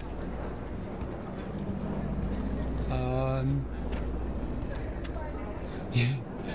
There's a really interesting YouTube video, which I don't know any of you who are musicians may have watched. I think it's Dave Rawlings, if I remember the name of the guy who produced it. I'm not really familiar with his music, but it's about... certainly can't fly. Orbital Air certainly can. The title of the video is something to do with United Airlines, I think, and it's something to do with his guitar and the experience of him when he was travelling with his guitar. If you Google it, I think you might find it. But it's funny, it's humorous. The thing which he made, not the thing that happened to him. But yeah, I'll just leave that there for you to look at if you wish. I think I've got to go in, and it's sort of sending me through this midsection here. I'm going to follow the yellow line here because I think it's safest to do that. Just got to say, amazing trousers. Not probably the most comfortable for travelling in though. Do you think? Why would you get dressed up to just go on an aeroplane? People don't usually dress down, don't they, if anything, to travel on airplanes. They want to be comfortable. Although, I guess I don't know how long the flight's going to be. Got lots of green circles inside here, and it's a safe area. CB, you're skirting the edge. Risky. There's no rush here. There is no rush. I want to soak this all up. It's very hot in here. It really is. We have like a Bond pose going on by this Rayfield. Oh wow! Oh, I've got shards. What is this? This is a Rayfield Caliburn 2070 all-wheel drive. Boasts a rip-roaring engine, making it the most powerful street-legal car allowed on night city roads, and perhaps the best-looking too. Okay. I mean, these guys are taking advantage of the opportunity. That's a thing to have stationed here, isn't it? Don't you think? have got shards, you're right, and I'm going to read them. I've got 3 shards? You're kidding me. That's terrific. Oh, this one's about Rayfield Caliburn. Rayfield Caliburn, driving redefined. Driving a Caliburn is as close as you can get to breaking the sound barrier without taking off into the air. With our crystal dome technology, your dull commute will turn into a sensory joy with simulated landscapes on your windshield's interior for your viewing and listening pleasure. They are sleek looking vehicles, aren't they? They look incredibly aerodynamic. And the wheels are quite a distance apart too. I think that's the wheel base, isn't it? But the tyres, look at the rims on the wheels there. They're almost touching the ground. Surely they wear out very quickly, being so thin, don't they? Don't you have to like replace them every, I don't know how long, but very, very frequently I would think. Oh, it's another Rayfield. I see. It's adverts for different Rayfield cars. Rayfield Erendite, simply out of this world. Why board a space plane when you can get behind the wheel of an Erendite? Flooring the gas of a 950 horsepower engine gives you the same, if not a better, out of this world experience, while its sleek futuristic design will make you feel like an actual star as you burn through the streets. That thing is serious, and the colour is sensational. That purple really does shout luxury. It's like, I'm going to talk about sweets. Cadbury's Roses, those people who've had them, you know what I'm talking about. Cadbury's produced these tubs of sweets where they're all different things inside. And my very favourite one was always the one that was in the purple wrapper, that sort of colour actually, which had, I think it was a Brazil nut inside a caramel with chocolate on the outside. Back in the day when I ate such things, of course. Not so many of them nowadays. Rayfield Excalibur. The whole range of high exec cars is here. Whoa, that's seriously futuristic. Prepare to soar, tame the skies, it says. Prepare to soar into the clouds in the exclusive Excalibur AV. Oh, that's why. Become part of the chosen few who can see the world from above, from within an exclusive airborne limousine. Travel quickly, comfortably and in style, straying far from your earthly comforts. Wow. Wow. And it's sort of silvery too. It reflects, doesn't it? So as you flew through the clouds, you'd be reflecting the clouds. That's, I guess, the most expensive of the 3 that we just come across. Oh, complimentary champagne as well. I mean, the thing is, she's going to get armache standing like that, and it's terribly bad for your posture putting all your weight on one leg like that. Got to think about it. Get through that goddamn gate, will you? Songbird, please. I'm in a position here that I enjoy, where I've got this sumptuous place. Look at the number of people here. They said there wouldn't be many passengers. There are stacks of them. And they're all interesting. Oh, she's... Are you with this guy? I don't know whether she is or not. I think she might be, but she's very pensive. She does not look happy about the flight she's about to make. Will she talk to me? Look, I'm waiting for a friend. Well, if that's not him, I'm now beginning to wonder whether your friend's going to turn up. Have you been stood up? Have you been stood up at the airport? That's just awful. Also, you've got the most amazing eyes, can I just say? Okay. What do you want? I want to blend in, and that's what I'm trying to do. That's what my mission is, really, is to explore this place whilst not attracting too more shards. Orbital Air welcomes you to NCX, Night City International and Transluna. Oh, hello. Let me... You certainly can fly. Orbital Air certainly can. I mean, really. It's in their job spec, I know, that they've got to use the same words as in the announcement. Thank you for choosing Orbital Air. What am I going to do? We'd like to remind you to please observe all Orbital Air spaceport and passenger guidelines. She's working from a script, clearly. They even stand exactly the same way, look, with their fingers across one wrist. They're not twins, but by golly, they could be, couldn't they? Don't you think? Did I see more than one? I did see more than one. Oh, here we go. This is going to be an experience. When you look at the length of this shard. A Guide to Your Weekend in Tycho. Chapter 1, History. Tycho was founded in 1997 by the European Space Council. The moon was an obvious location for a number of reasons. The presence of gravity and the naturally soft terrain facilitated the construction of the first human settlement in space. By 2020, most of Tycho's infrastructure had been moved beneath the surface. A vast network of caves and tunnels were dug using nuclear-pumped lasers, while ceilings were reinforced with layers of lunar sand.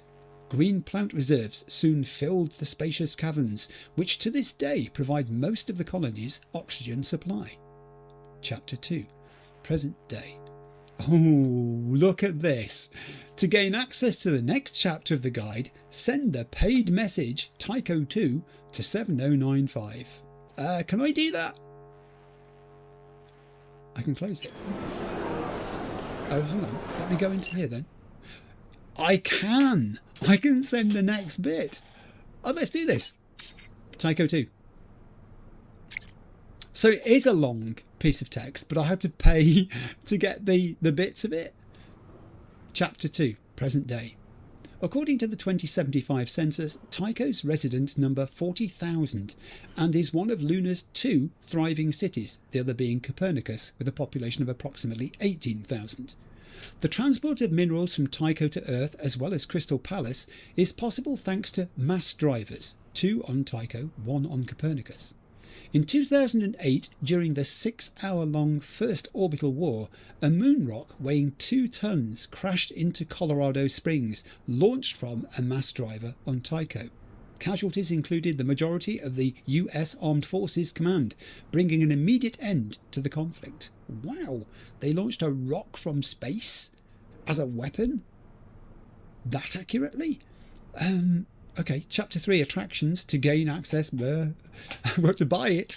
You know I'm going to. Oh, here we go. Chapter 3, Attractions.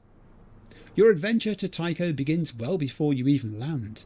The lunar colony is located at the bottom of a 52-mile wide and 2.8-mile deep impact crater from which it takes its name. Commercial transportation services in Tycho offer additional orbital flights around Luna, where you can see the dark side of the Ivory satellite and revel in the unforgettable views of Earth vanishing behind its horizon. Tycho's closest attractions are without a doubt the 2 operational mass drivers, as well as an ice mine. Popular day trips include the Tranquility Base, where the Apollo 11 landed in 1969 and put the first man on the moon. Buzz Aldrin's legendary footprint can still be viewed in the small but fascinating Museum of Space Colonization in Tycho. It's worth extending your stay on Luna by another day just to visit its sister colony, Copernicus, famous for its zero-gravity pools. Wow, that was a shard and a half, and it cost me You're skirting the edge. 200 eddies. 200 eddies.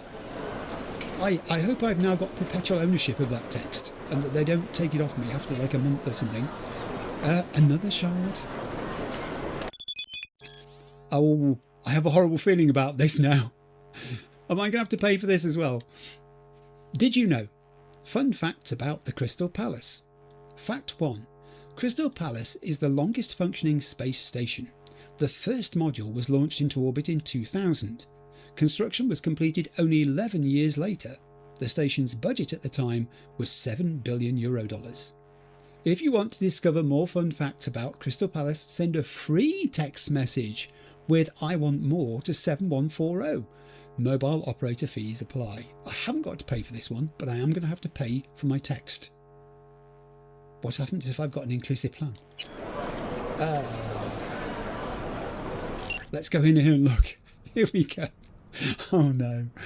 I want more. You know I want more. Fact 2. The Crystal Palace rotates on its own axis 7.5 times every hour, generating its own gravitational field. If you want to discover more fun facts about the Crystal Palace, send a free text message with I want more to 7140. I want more. Come on, keep feeding me. Oh, this is going to go on. Fact 3. Crystal Palace is made up of 5 levels of rings, each approximately 2 kilometres in diameter, rotating around a central core station. If you want to discover more fun facts about Crystal Palace, I want more. How many of these are there going to be? Fact 4. The Crystal Palace is powered by solar cells, while most of its oxygen supply is generated by the station's enclosed vegetation areas, also open to visitors. If you want to discover more fun facts about the Crystal Palace, more, keep feeding me, more. Oh, is this the last one? Oh. Fact 5. The Crystal Palace boasts the biggest win in gambling history. The record-breaking sum of €80 million was won in a game of blackjack by a Greek citizen in 2069. Well, I never did. The things that you find out by spending 400... Hang on, excuse me. How... Oh, right, now I've got a new contact added as well. OA Crystal Palace Direct. Does that mean they're going to keep offering me these things? Welcomes you to NCX. You've said that already. Night City International and Transluna. You speak, then she speaks. Go on, you know you want to. You certainly can't fly. Orbital Air certainly can. Yes, I'm going to move away before these two drive me absolutely crazy. That cost me even more. That was just my operator's fees. You didn't get anything for nothing, do you? You get nothing for free in this game. Over this side of the area we have, I want to scan because everywhere I go there seem to be shards, but there are no shards over here. Darn, wait a minute, there's a shard over there. Someone's doing a kind of impromptu recital. The Orbital Air Cleaning Staff. This is just someone who has a talent for piano. I mean, how do you think this up? If you do that goddamn gate, will you? Yes. Stop worrying. Just die quietly, can't you? Oi, don't push. It's rude. How do you even think this sort of thing up, where you get the person who's doing the cleaning to sit at a piano in this marvellously lit enclosure, this enclave on the side here, which attracts so much attention, and it looks like she's still wearing her cleaning garb. She's in her sort of smock or overall or coverall, whatever you want to call it, and the hat with the elasticated rim to it. That's just astonishing. I don't know how you do that. I just don't. And there are people in the comments sometimes who think I'm naive in the way I react to these things. Well, fine. If that's the case, I don't care. I just find it amazing. And another shard. Oh, a briefcase key. I will take that. So not a shard, an access card. Oh, curious. People are being careful not to leave their luggage unattended, which I approve of. There's something over there which is now showing up which I didn't notice before. What? Like that. 10 years of flyby. You couldn't find a job on Earth? Fred's no one near what I'll get up there. We need the money, you know. Oh. Just don't get sucked out into space. Oh, because we've all seen the sci-fi movies and series where that happens. People are always getting sucked out into space. It's a hazard. I think I did see a screen over there, but I don't know whether it's interactive. But we'll go and have a look. Yes, girls, you've said that already. Please be aware that the next section of the video includes flashing images in the game. Move forwards if you want to miss this.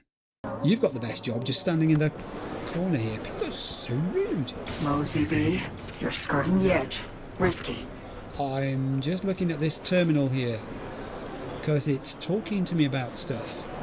Now this is going to be quite hard to read because there's a sort of distortion to the glass of the display here. You can see the sort of double image it's causing there, as if it's got a kind of thickness to it to protect it from fingers causing damage. We'll have a look. I paused there for a drink of orange. It looks like we're going to have a deal of things to read here. I just want to say also that the screen, because people are taking photographs nearby of that car, the screen flashes occasionally. I will put a warning before this section in the video. If you're one of those people who's affected by that sort of stuff, for goodness sake, zip over this bit to where I've finished reading, okay? That's the best I can do. Obviously, you know, the game has its own warnings built in too. Here we go. Orbital Air Services, pioneer of space exploration. Orbital Air was founded in Nairobi, Kenya at the start of the 21st century. We're the oldest and largest corporation serving passengers and cargo transport into near-Earth orbit. We are the stewards of the majority of planet-side spaceports, the crown jewel of which is located in Mogadishu, Somalia. Our cutting-edge orbital air fleet consists of heavy-lift launch vehicles, manned and unmanned spacecraft, as well as 300 commercial shuttles. Our rockets, such as the Hermes, were the first spaceships to be sent to space by the European Space Council. Mosey, Titan. You're skirting the edge. Risky. A titan of transport. Besides the orbital transport of people and goods, Orbital Air offers a variety of services, including construction and maintenance of orbital stations, as well as satellite networks. We also maintain rocketless launch pads using electromagnetic catapults, more commonly known as mass drivers. Thanks to all this, we've greatly reduced the cost of cargo transport into low Earth orbit and have established a strong foothold in the space exploration industry. A leader of innovation. We're proud that Orbital Air remains the uncontested leader in the field of orbital tech innovation. Since the beginning of our company, we've invested tremendous resources into exploration and space colonisation. In cooperation with the leaders of New Africa, we're continuing our research into the Alpha Centauri system. An unmanned space probe equipped with an advanced AI has set off for the planet Proxima Centauri b, the closest Earth-type extrasolar planet to us, 40 trillion kilometres, 4 light years away. The probe is expected to land in 2095. Proxima Centauri. We're into Gary here again, aren't we, I guess? Let's look at travelling with Orbital Air. Can't fly? That's what Orbital Air is for. Introducing our newest fleet of orbital spaceplanes with over 80 destinations to choose from around the globe. And that's not all. Fly with one of our 5 flight services, whether you're on a tight budget or want an exclusive charter. With Orbital Air, you'll reach your destination quickly and safely, both on and off planet. OA Black. Uncover the mysteries of outer space on board Orbital Air's OA Black spaceplane. Our newest fleet of space voyagers are now open for business. All you need to do is provide us with your coordinates and a private charter shuttle will take you far above Earth's orbit. The purpose of your flight will be kept a secret to everyone except for the crew and pilot, who will ensure you have a comfortable, relaxing experience. Find out more about chartering a spaceplane by booking an appointment with an Orbital Air representative at a time and place that is convenient for you. Crystal Palace Direct. Welcome to the kingdom of relaxation, luxury and entertainment, Crystal Palace. The 5-level space station was purpose-built to provide you with countless attractions, and best of all, with OA Crystal Palace Direct orbital shuttles, you can get there without a layover. You're skirting the edge. At the moon. Disembarking at Crystal Palace is preceded by an automated shuttle transfer of the passenger pod to an Aldrin Cycler docking module, which is carried out in low Earth orbit. Reserve your stay in an apartment with a panoramic view of the Earth and let us do the rest. Important announcement.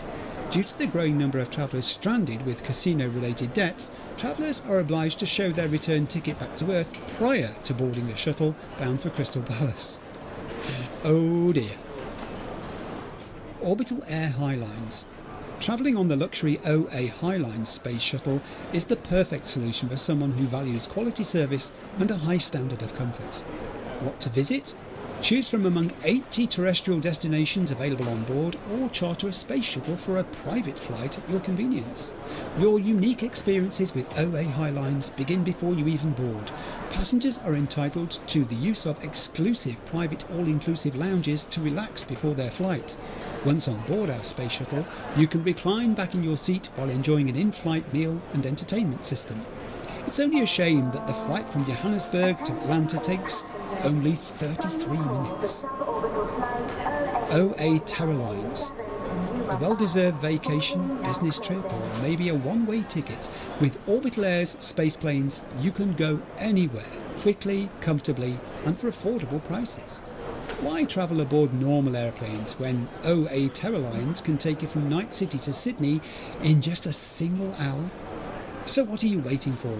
Check out more than 80 available flights and reserve your ticket today.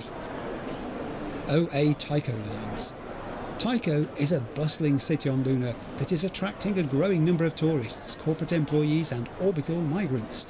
No matter what category you fall into, OA Tycho Lines will get you safely to the moon in just 16 hours. Before travelling, we advise that you familiarise yourself with the flight handbook, where you'll find useful tips about luggage types and sizes, as well as medical requirements that are mandatory for all passengers travelling to low Earth orbit. Important announcement. Due to the ongoing modernisation of Tycho Terminal, Terminal B, at NCX, all flights to Tycho have been suspended until further notice. To book a ticket for another Orbital Air spaceport, please contact customer service. And then we have NCX. Mosey B, you're skirting the edge. I'm so sorry, Songbird, but this is just me in my element here. It's what I live for. Let's go. North America's largest spaceport. A state-of-the-art spaceport that offers more than 80 destinations around the globe and beyond. 5 airlines offering different prices and levels of comfort to match the needs of every passenger. A fleet of cutting-edge, reliable air and spacecrafts that will quickly and safely reach any destination. Book your ticket on with NCX and enjoy unrivaled quality service guaranteed by Orbital Air. Terminal Tycho modernisation. To ensure the comfort and safety of our passengers and to answer the growing demand for OA Tycho space lines, NCX management has decided to embark on a comprehensive modernisation of Tycho Terminal, Terminal B. Get through that goddamn gate, will you? Including the reconstruction and expansion of the terminal and launch pads. As Kojo Kariuki, OA Senior Management of North American Developments, said, this undertaking will expand the terminal's capacity to 1,300 departing and 1,300 arriving travellers every hour. A larger and updated Terminal Tycho will also allow quicker and more efficient passenger service and expand the number of flights, including cargo transports that will supply Tycho residents with essential goods. It will also become possible to transport parcels that require special storage conditions, such as radioactive materials. The contractor of Tycho Terminal's modernisation for design and construction is Night City's very own Clivical. The opening date of the new Tycho Terminal remains under negotiation. Oh, look at this. NCX terrorist attack. The terrorist attack on Night City International and Transluna is a barbaric and unprecedented violation of international law, but most of all, a human tragedy that brutally took innocent lives and left families in mourning. Orbital Air has pledged to continue its investigation in identifying the organisers of the attack and bringing them to justice. At the same time, Orbital Air has made clear that no act of violence will hinder the peaceful exploration of space, which, according to the Outer Space Treaty, is the domain of all mankind. Orbital Air offers its deepest condolences to the families and loved ones of the victims. Those travelling or visiting NCX may privately express their grief via the condolence message board located near Terminal B. It was a lot to read, but I'm glad I read it. Right, let's move away from here. I have got to progress now, I think, along my yellow line. I can't put this off forever, although there is an area here which I might want to go in. This looks like a dispensary, I'm guessing. Scanning. CB, you're skirting the edge. In a fucking shop? Seriously? I mean, you see, this was built in by the devs because they realised that people would come into the shop, so therefore I don't feel bad about doing this. This is for people like me. So you find these spontaneous craving satisfaction machines everywhere. I don't get many spontaneous cravings, I must admit. My cravings are more structured, I think, than spontaneous. Oh, we've got a shard! And a person we can talk to. Is he waiting for his prescription? I think you are. NCX rules and regulations. Aren't you the ones who were sitting out there a moment ago? Deactivated before entering the and still are. Okay. Do I go shard? Welcome to Orbital Air Medical. Oh. How can I help you? You can't at the moment. I want this shard first. Will it let me do the shard? Oh, it won't let me do the shard yet. I've got to talk to the person first. Well, I like your shop. I have to say you're not terribly well stocked.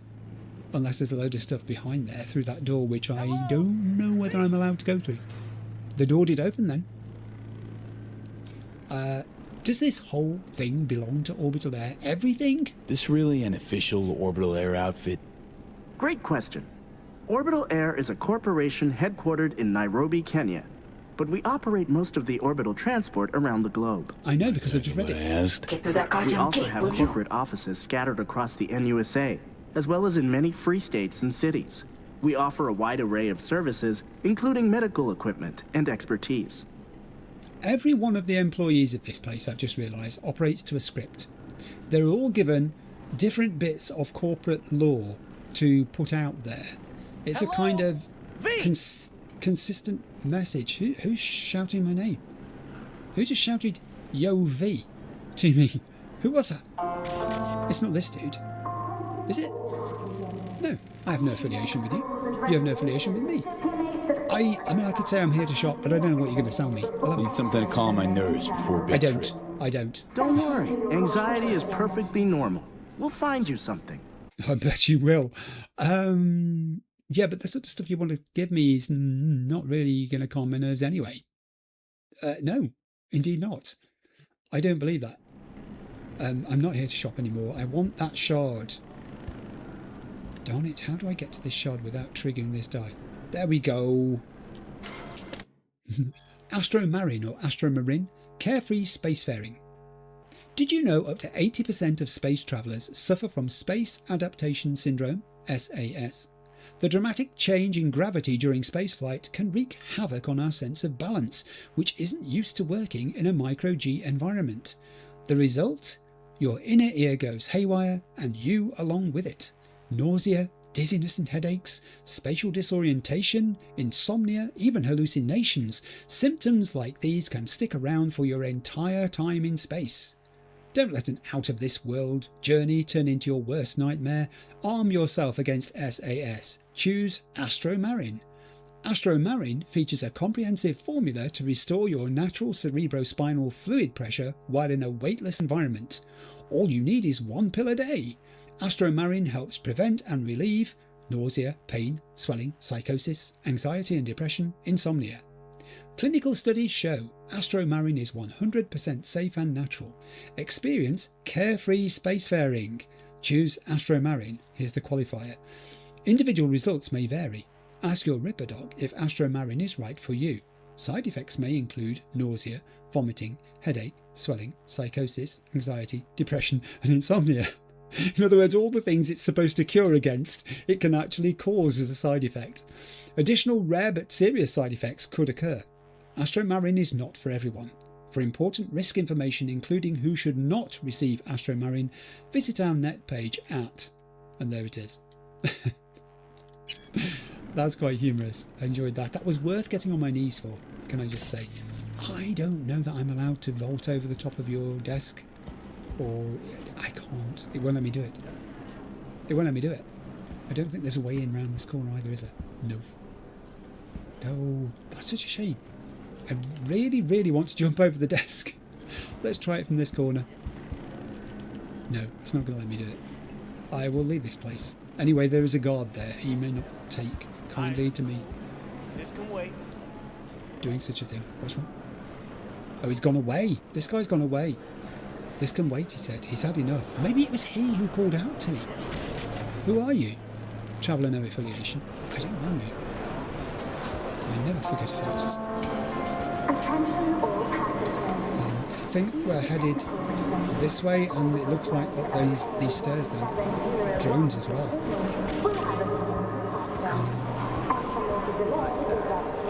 There's a luggage in there. You're skirting the edge. Risky. Yeah. I'm just... Oh, hang on. Excuse me a second. There's a bank here which I can interact with. Understairs. I love understairs. Look at that. The greenery that they've put in.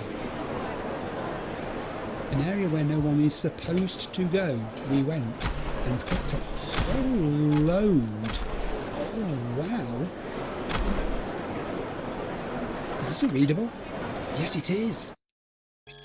Crystal Palace, 3 striptease, 3 playlist, 3. Okay. 1 generous croupier, gold cowboy hat, Xerex heave-ho. 2 fast pilot, green pilot's cap, us cracks, pom-pom. 3 dashing mafioso, purple trilby, trash generation history. 4 easy rider, yellow helmet, tinnitus or tinnitus on my way to hell. 5 boy from the block, silver baseball cap, Artemis Delta, Night City. 6 private dance, conical hat, Baranova, my lullaby for you. We just found someone's playlist in their bag. I may have just stolen a band's playlist. Maybe it was the guy with the guitar. Oh gosh, what did I do?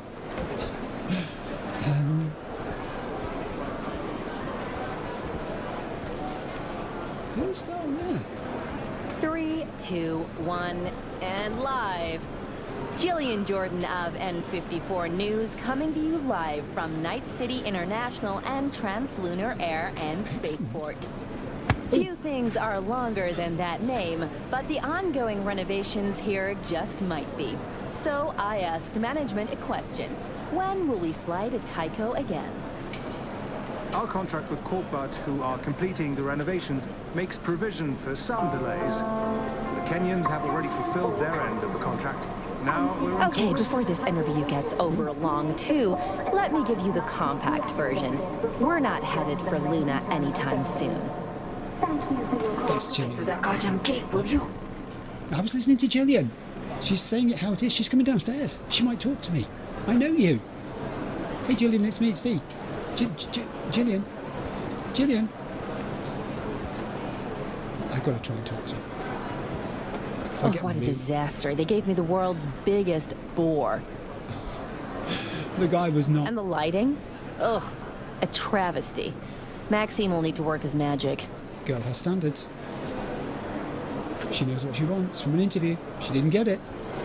Are you going to acknowledge my existence at all, or are you just looking through me? Gosh, you're so focused. Is this what career-driven looks like? I think it is. She just ignores all around her, me included. Oh, people are taking her photograph because they know who Gillian is. I know she is too. Didn't get me far. I have guards here. It's sending me up the left hand of the staircases, which is now...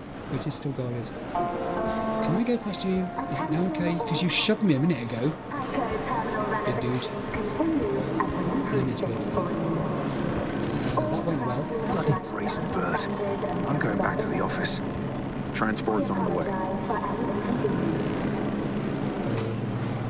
Work needs to be completed, and quickly. We're becoming the brunt of jokes. The city's laughingstock, for Christ's sake. He's right. No, Nairobi should know. They must understand what's going on here. Quite right too. You're taking the brunt of this, aren't you? And he's... No, Leslie Wabuda will hear about this. dropping names now. Big names too. That drone's being really noisy in my ear. It sounds like someone's mowing a lawn. About a foot away from me. Just over this side. Have you finished? Good, good. That's fine then. I will go up these stairs which look like there should be escalators, but they're not. Mosey B, you're skirting the edge. Risky. Oh, Songbird, I'm having the time of my life here. Don't rush me. I know there's meant to be an urgency here, and I spoke about it when she was ill in the van. But this is the thing about the game, isn't it? That you can either allow that sense of urgency to overcome you completely, overtake the way you play the game, or you can try to be consistent. This is how I've played the game all the way through. And that's it. That's how I do it. So, I guess that I don't know what I'm saying here, but I'm saying don't be surprised, I suppose. I like this balcony area looking down on everything. There's an awful lot of NPCs here. Admittedly, I don't think you can interact with all of them, maybe even many of them. Yeah, you see, you can get close up to some of them and you don't generate a speech bubble or anything. Obviously the ones with green markers on them too. But so many people travelling in pairs, but up here I seem to be finding some individuals. I like the way everybody is. It's like a kind of pause, isn't it, where you stop and think about what you're about to do. Getting on an airplane or any form of transport like that. Decisions made, but this is the sort of finality of it, where you're committing to that particular course of action. Get to that goddamn gate, will you? All the time for debate has passed. You're here now. And every one of these people looks like they're reflecting upon it. Well, the orbital air guys are not looking for me, which is good, clearly, because they're walking past me, and they couldn't care less that I'm here. Nervous. Easy for you to say. Oh. Orbital air is on watch. Stay calm, and we'll be fine. Quiet now already. Yes, I'm listening. You shouldn't be talking like that. So you two are up to no good. The eddies, hon. It's an egg of a bird. No one will care. They don't even know what an highway is. You're illegally smuggling birds' eggs?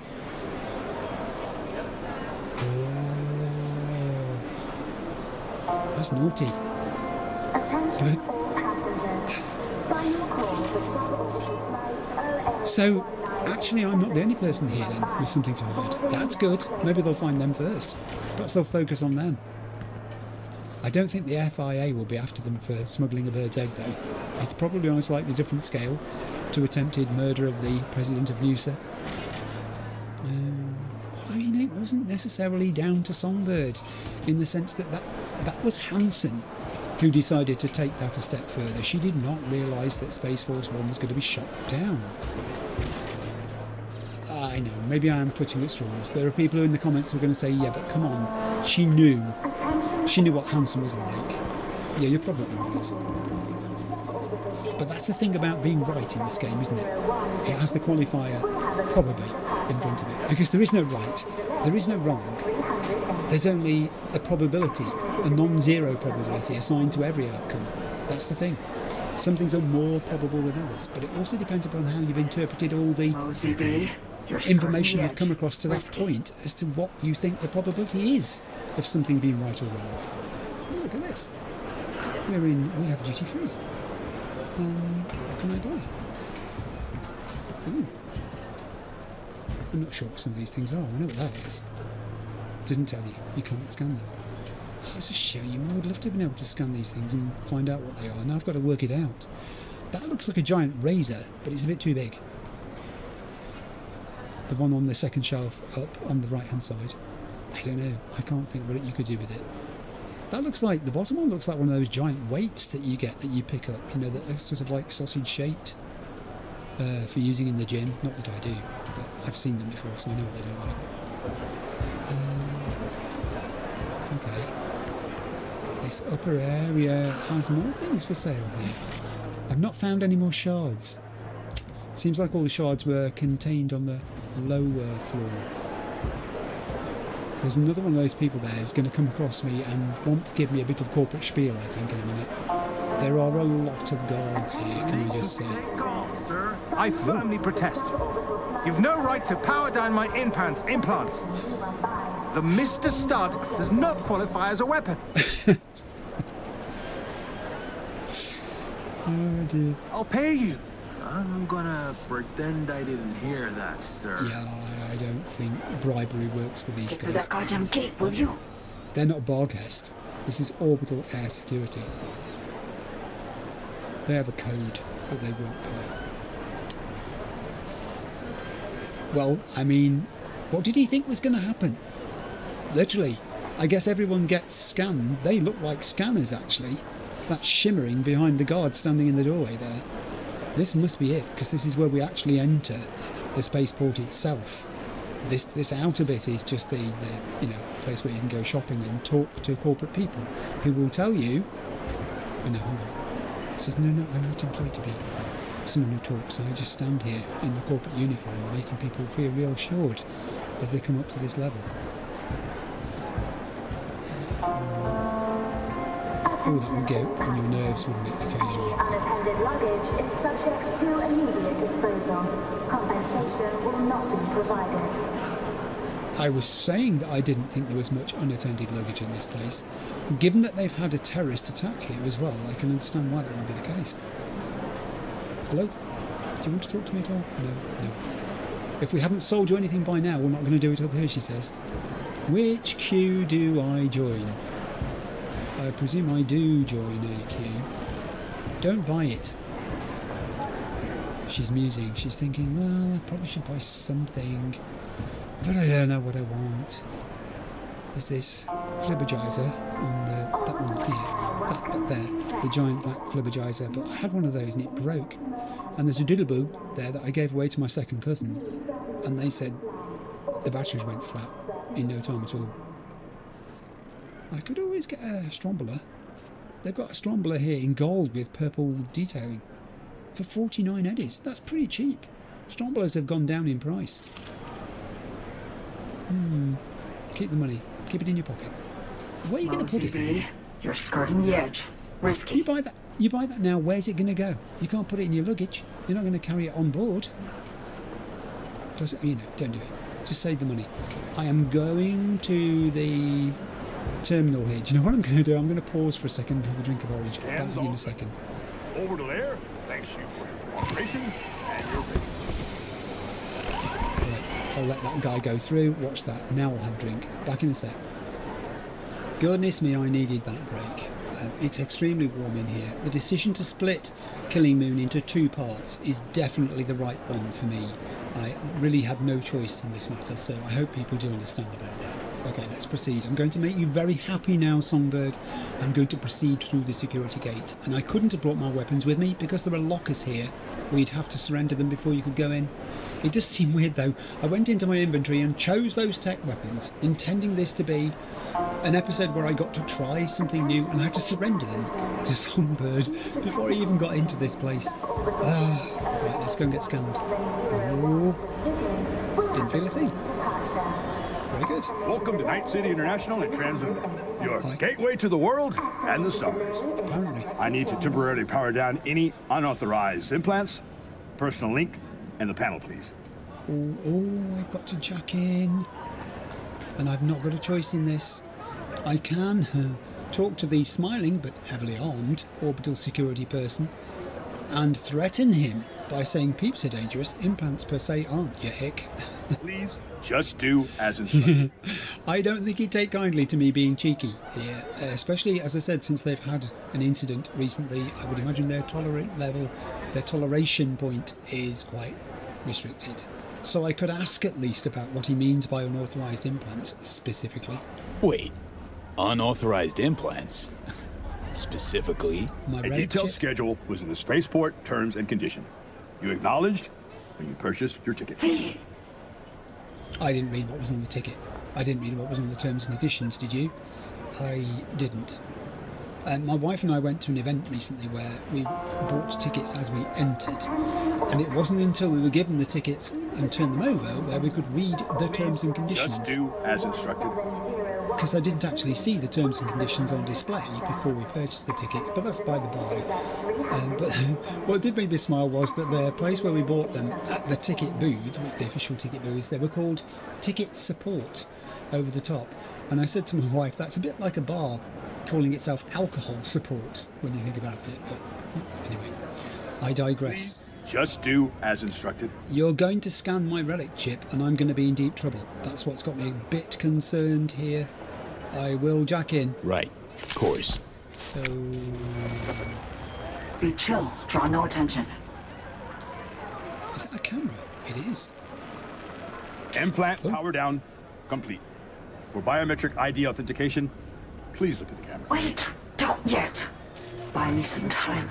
Okay. Need to link your metrics to a fake profile. Okay. I was looking at the camera. ID unknown. Show me your ticket. Told you to wait. Be done stat. That's my fault.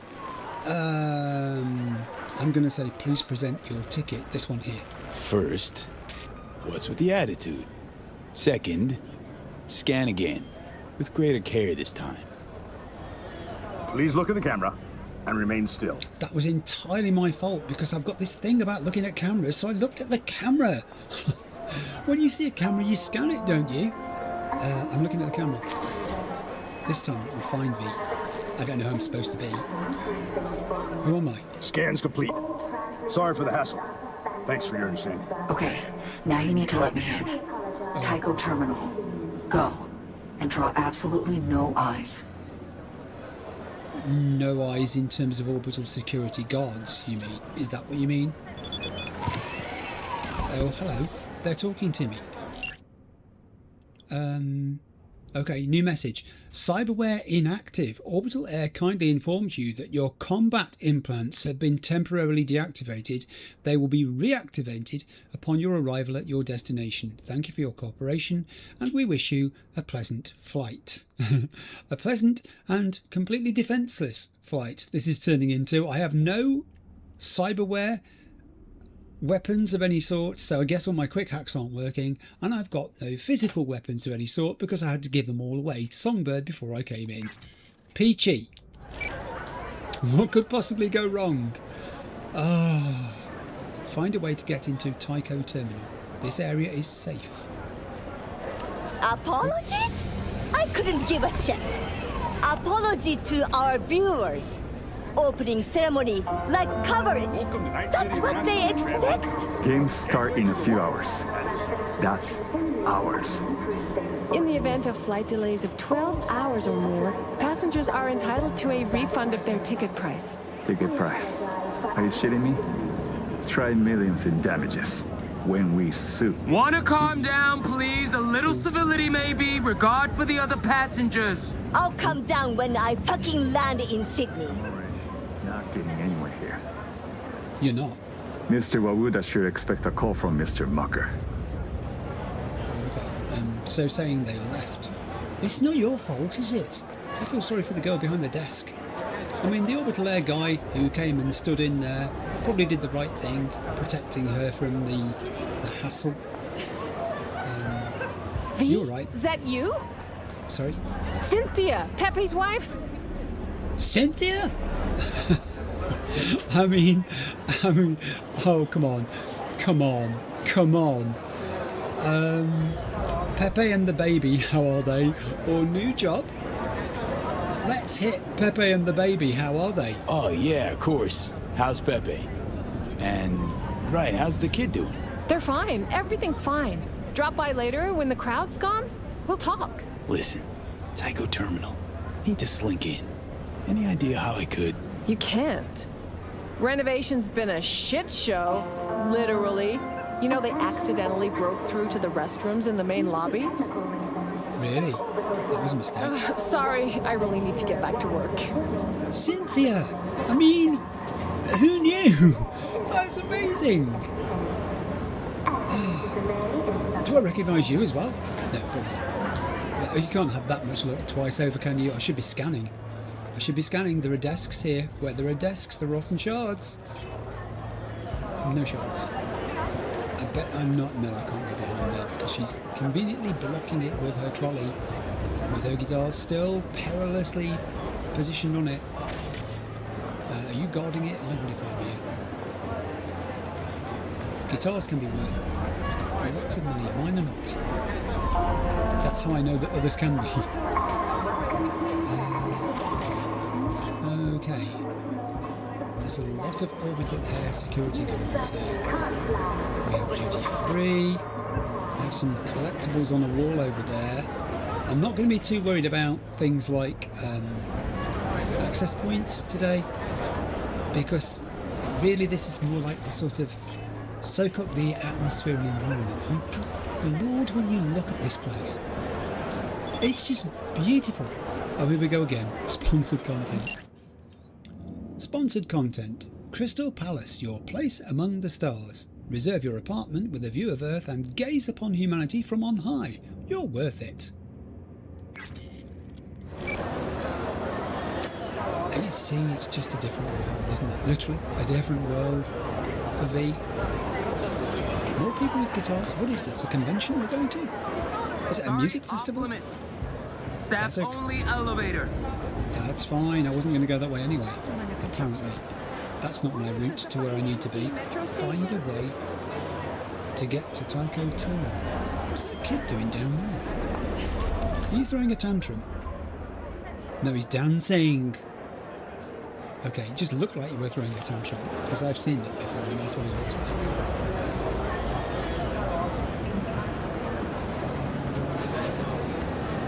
Motherfucker. I got FIA agents on the ON. They breached. Detection by orbital security means a brawl, I see. No chance of detection. Our people are the best. Invisible to me too. I didn't know what to look for. Our people, huh? Just hurry the hell up.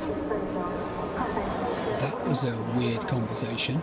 So FIA are breaching the facility, but they're undetectable to the airport staff, the spaceport staff, security at the moment. Songbird only detected them because she's one of them. She knows what their signatures look like, so she spotted them, but she called them our people. V did not like that. They're not your people anymore. Or is it the case that she simply has fallen out with certain people like Myers, like maybe Reed now, and that it's not the whole organisation that she thinks is wrong in its purpose and aims? Can I get to that without this person being at all concerned about me? I will take those. Medical supplies are important. You cannot have too many. I should know, because I have too many. Suit up with. I said shut up with. Oh, nice.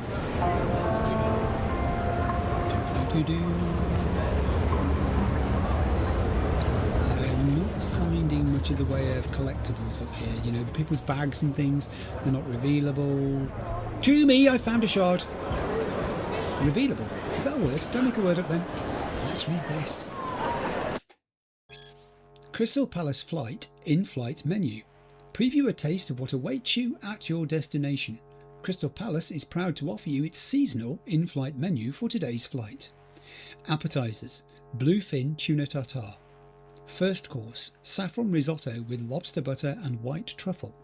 Second course: lava grilled roast beef with la banotte, potato mash, black salsify gelatin and marinated artichokes. Dessert: lilac parfait or a board of Polish farmstead cheeses. Ask one of our flight attendants about our selection of fine wines. Out of this world, isn't it? I am concerned now, however, that security may be taking an interest. The thing is, if they're on their alert anyway, which they clearly are, and they were to detect FIA incursion into this place, then that is a violation of this space by FIA. I'm pretty sure it's something they're not allowed to do. The OA security forces here are the forces. This is their area. So V is correct. It could result in a firefight, which might, I guess, work to my advantage. It'll give them something else to think about. I've just got something else to think about. There's 3 sharks down there. Not 1, not 2, but 3. Wow. I don't think any of these doors are going to be... So sorry. But we've encountered a bit of a delay. Boarding will begin soon. Oh, this flight. It's always like this. Why don't you change the schedule? I pay for first class and then have to mix with this riffraff. Is it you two talking? I can't quite tell who's talking. Sometimes if you spin round too quickly when people are talking like that, you lose the grasp of it. Anyway, it could have been this dude over here on his phone. Is it you? He's gesturing, he's not happy. He's doing that thing people do where they hold their phone away and go like this with it, as if it's the phone's fault. Yeah, it's not a video call. Doing that doesn't help. It's just a stress relief for you at that point, isn't it? I'm saying. Yeah, shards down here. There they are. I just want them. You know I do. What are you selling? That is... Whoa. It's because when people walk into you, they sort of disturb the path of your character somewhat. They're not selling anything. They're giving away champagne. But this is... What is this?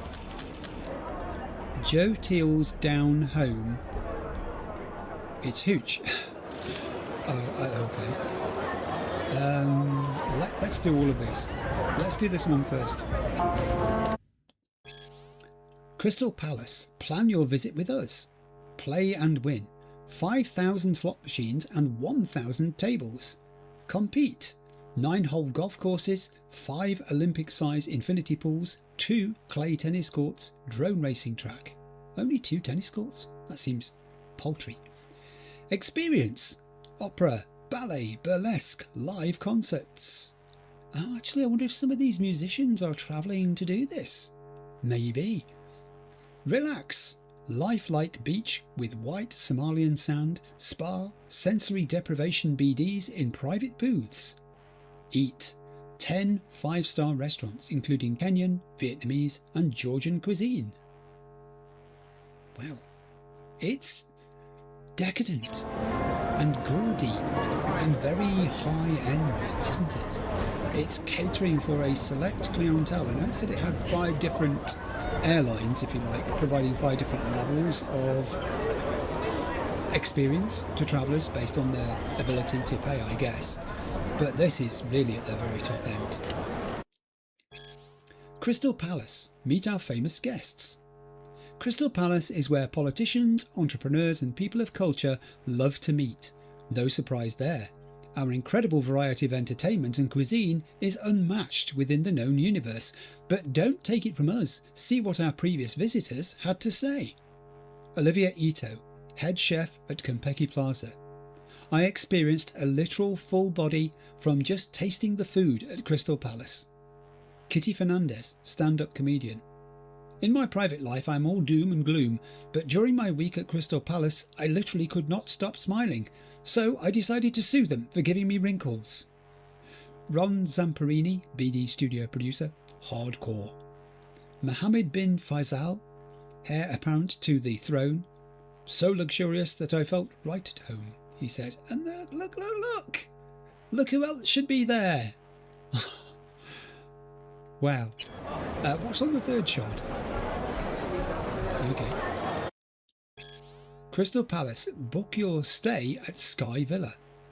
A panoramic apartment with bulletproof glass walls offers not only unforgettable views from the highest floor, but also the kind of privacy and luxury you'll never find groundside. Sky Villa's unique interior is made from exclusively natural materials. Agar wood, onyx, black marble from the Sudeten Mountains, and gold. Brazilian designer of cult renown Tiago Pinto prioritised guest comfort by including 9 bedrooms with as many bathrooms, a game room complete with pool table and bowling alley, a library with real books, a brain dance room, ice skating rink, heated mineral water pool, Turkish sauna and private Japanese garden. Your every wish is our command. Included in the price are a concierge, croupier, chef, bartender, masseurs and a pianist. Of course the pianist, you know, all the rest of it is pretty run of the mill, but the pianist elevates the whole experience. That is fantastic. I mean, there's all these places around the top of here. I will not take that and use it just for now, thank you. I guess I could go down the other side of this walk area. At the moment it seems to be fairly safe. It says area safe. I don't know though. They're not taking any notice of me yet, which tends to suggest they're not on a heightened state of security. It's not been triggered by them detecting the FIA. But Move on, please. I'm moving. I don't know what that was all about. They seem tense. Don't you think they seem tense? All the employees. God damn it. Not good. Why? What now? Orbital Air Security's got an APB out about a terrorist on site. Your biometrics sent through. What do I do? What do I do? Counter-terrorists on site. They'll start scanning passengers on the sly. Oh man. Get moving or get nabbed, V. Tycho Terminal, quick. I don't know where I'm going. What? Oh, crikey. Biometric profile I fed to security at the gate. The FIA's runners must have grabbed it. Oh, God. Used it to file an anonymous terror suspect report. Should have seen it coming.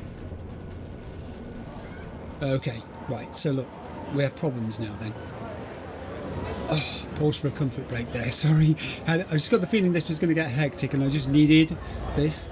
I'm going to take control of that camera because I've just noticed there is one. Why would you not? I have 5 cameras. 5 cameras? Right, let's do this. What the heck is that? Orbital Air have got mechs? In a cubby hole? Who are you? Orbital Air Technician. Orbital Air Technician. Orbital Air Security, obviously. Oh, shard! At the top of the stairs there. What are these 2 people doing here?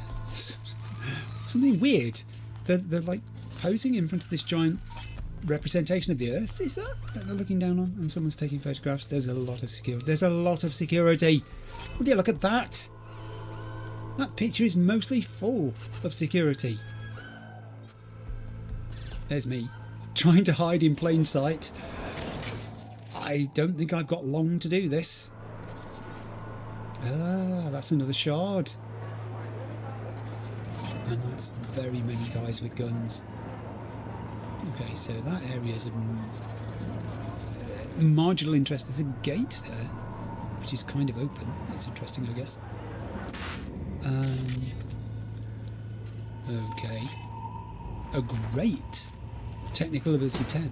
This is near where the mech was that I saw earlier. So where am I hiding then? There's the technicians. I was looking the other way. Oh, it's this mech. There's more than one mech. These things, if they deploy, I am going to be toast. So there's a grate there. That could be extremely useful. It does mean that I can't hang around to look for shards though. If those shards are in... Is that a shard? No, it's not. If those shards are in areas where I currently am, it means I may have to leave them behind. But that's okay, because it's just not possible to do all of these things in one go. I'm back where I started, I think. Am I? No. No, I'm not. This is like the side view. Right. Given the warning I just received from Songbird, I am going to go. Where are those mechs that I saw? Those techs rather, and the mechs, techs and mechs, tex mechs. In fact, they were here. Can't you do something? I don't know what. Whoa! What happened? Me. Hey, get up. Oh man. Me, damn it. Johnny, what happened? Oh, words you're looking for are fuck me, I think. They caught me? Detainees awake. They caught me. I might as well ask, although I know the answer. Either charge me all official or let me go. Gotta do one or the other. We don't gotta do anything, friend. Get yourself together, V. Got good news and shit news. Latter first. They've locked you up. Upside. Lockup's actually inside the Tycho terminal. Lockup's my bad. Didn't think to encrypt those biometrics at the security gate. Sorry. You were cruising. Ghosting through. Do you know what I was? I thought I was doing okay. I thought I was doing okay at not being noticed, at blending in. Even though I was being very nosy and picking up lots of different things. I can stand up, which I could have done anyway earlier. Johnny's now deserted me. That's helpful. What is this? Is this the facilities? I think it might be. I think that might be the toilet. I can say to her, no worries, I'll handle this. Or I can say, help me get out of here. On the basis that it's your fault I'm in this predicament, I think the bottom one is the one I will go with. It's the least you can do for me. Give me a hand to get out of here. Come on, Tell you what, get me access to the system. Find a port, jack in, I'll see what's possible. Just don't let the guards see you. I was about to say, how the heck am I supposed to do that? And then that symbol appeared on what looks like the door lock, or is it the door lock? No, it's the intercom. Alright, so that's my way out of here, Johnny. You left me just when I needed you most. They left a shard in the toilet?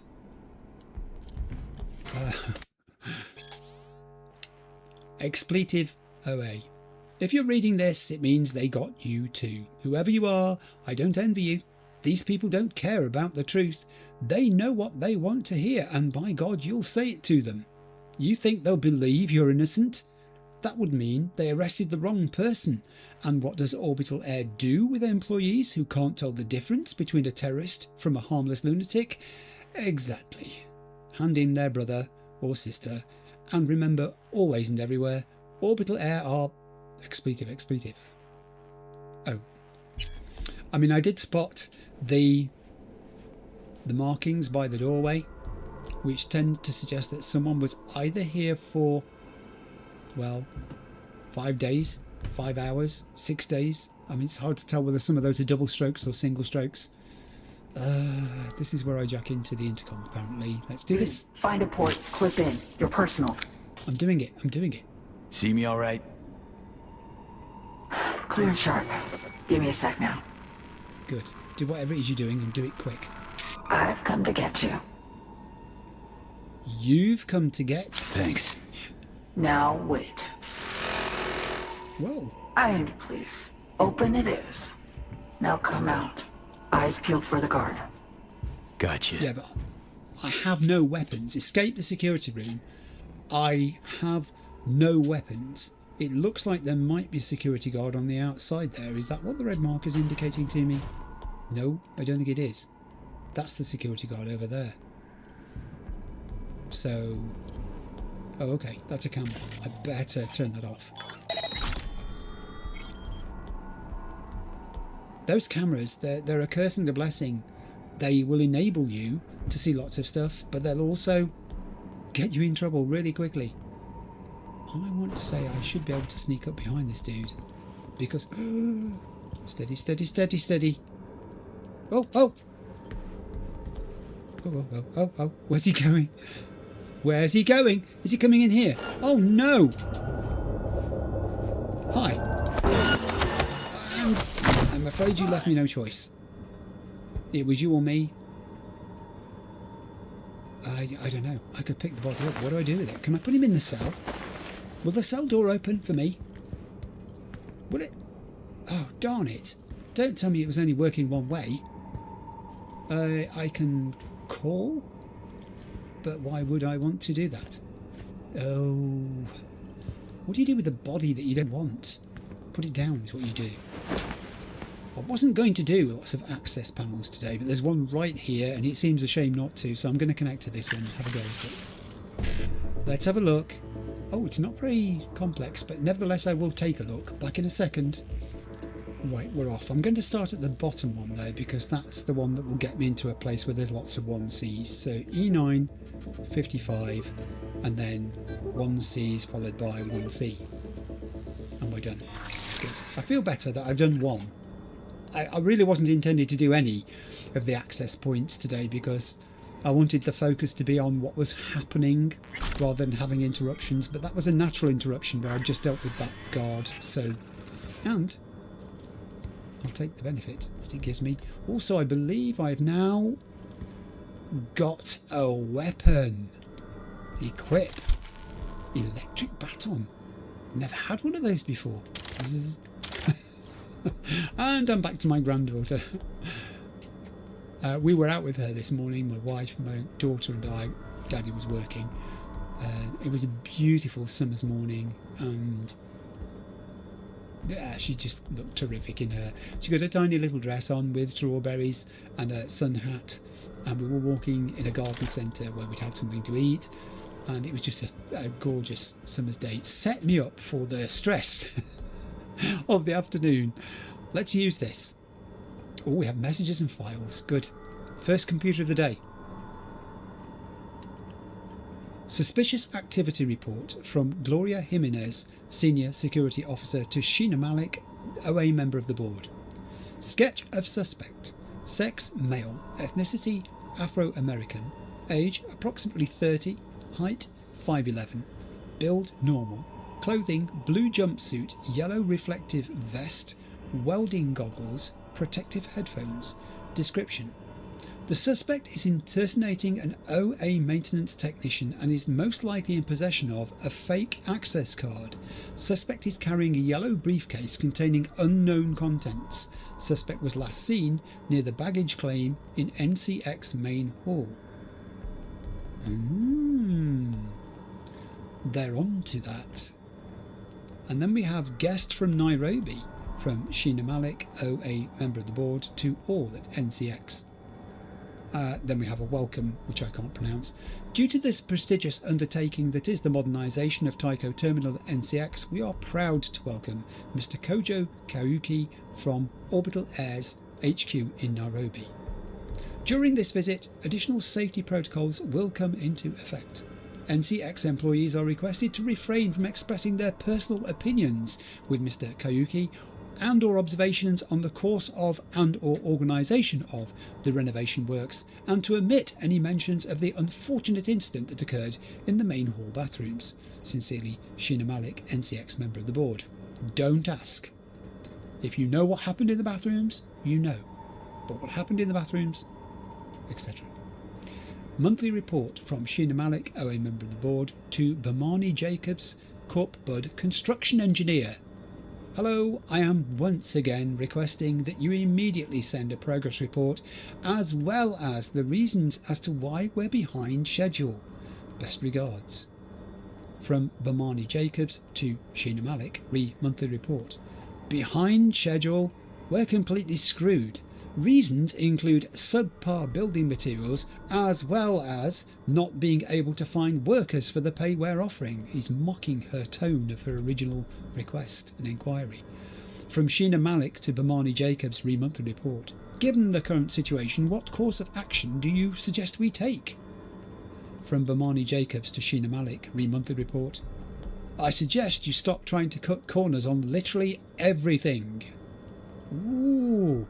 There is friction between the contractors and those who are doing the contracting here. Files 1. Confiscated. These are items they've confiscated from travellers, presumably. Painting on parquet wood, 75 by 59 centimetres. Unknown artist. Portrait of a young dark-haired man in a white shirt and black hat. On the right side, a window showing a fragment of landscape. Note, appraiser has been ordered. Then we have belt made from ammunition for semi-automatic precision rifle Midnight Arms SOR 22. Bird's egg parrot, height approximately 57mm, weight approximately 30 grams, very good condition. Note, third egg confiscated this month, suspected organised criminal activity. Rubber baton, aka ritual seppuku knife, is that?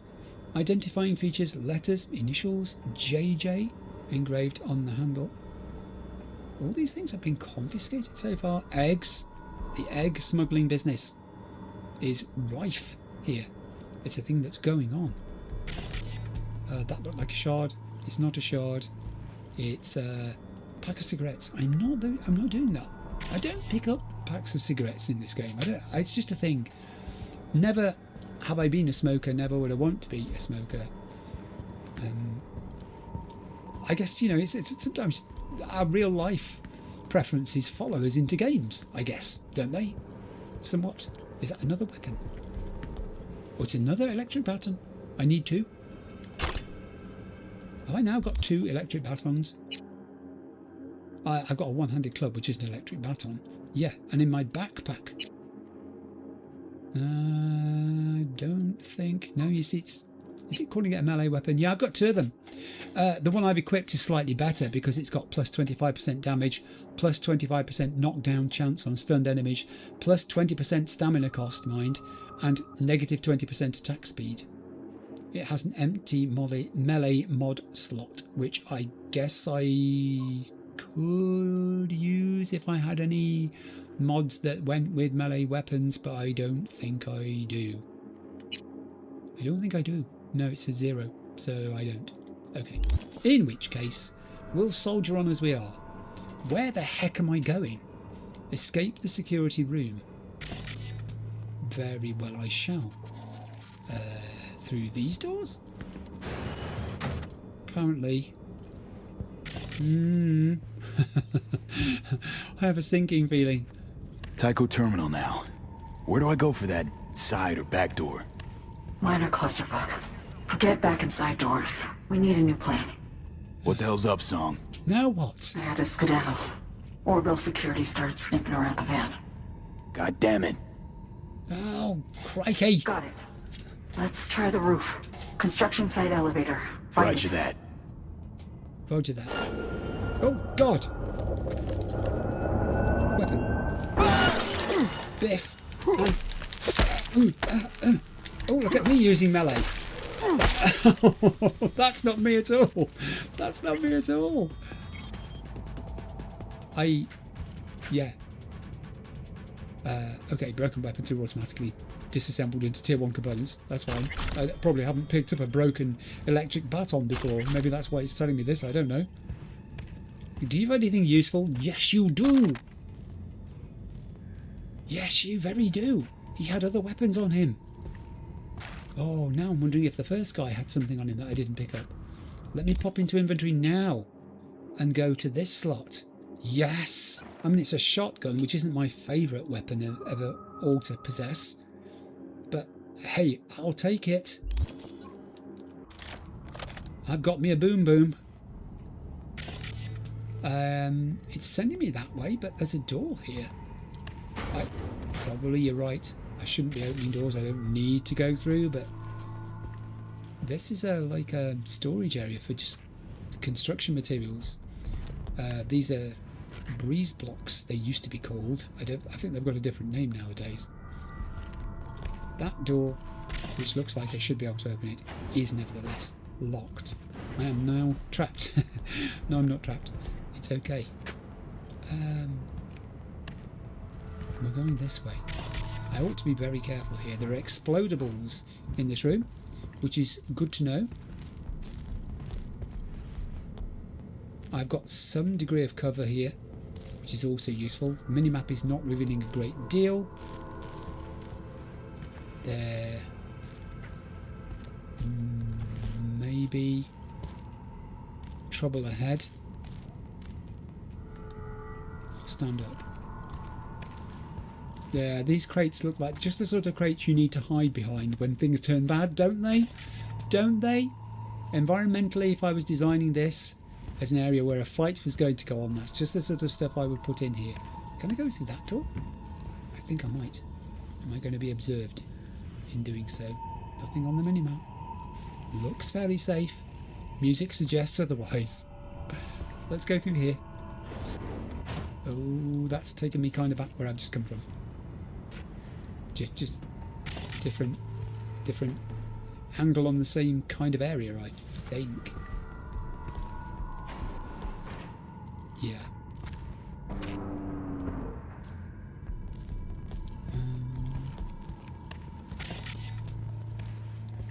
Crate for bodies. Fabulous.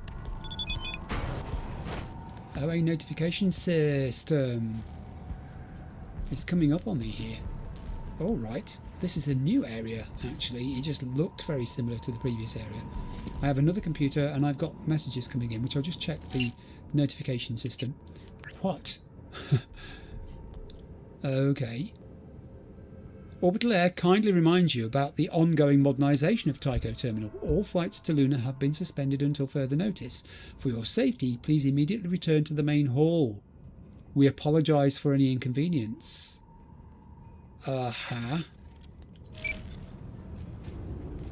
Reach the rooftop elevator through the construction site. Well, I think I'm in the construction site of sorts because of all the sparking that's going on here. Let's use this one and have a look. These are the same things that we've seen before, I think. Yes, they are. Yeah. Yeah. Okay. Right. We have congruence between the various things. I did not mean to do that. I want to keep that shotgun here. Let's make that the one that we're active with at the moment. Rotate. Rotate. Yes, let's keep that out. There is another access port here. I'm not going to do it because I'm trying to progress here. So back through this door. Don't think there's anything else in this office. No safes, no filing cabinets that open, no shards. Most importantly, no shards. Duh. Alright, with the sparking going on around us in my ears, we'll resume navigation on the yellow line. Through this door. Caution, as it says. Sensitive cyborg devices. Ooh. Do not what? Do not ship or store near strong electrostatic, electromagnetic, magnetic or radioactive fields. I'm somewhere I definitely shouldn't be. And I'm probably radioactive now as well. As a result. I love this music, it's really unsettling. It's not a sound effect. I definitely would classify it as music. Oh, hello. Gonna have to watch myself here. Nothing available. On the mini-map, please have something useful in you. Tier 5 components. Where's a plan B when you want one?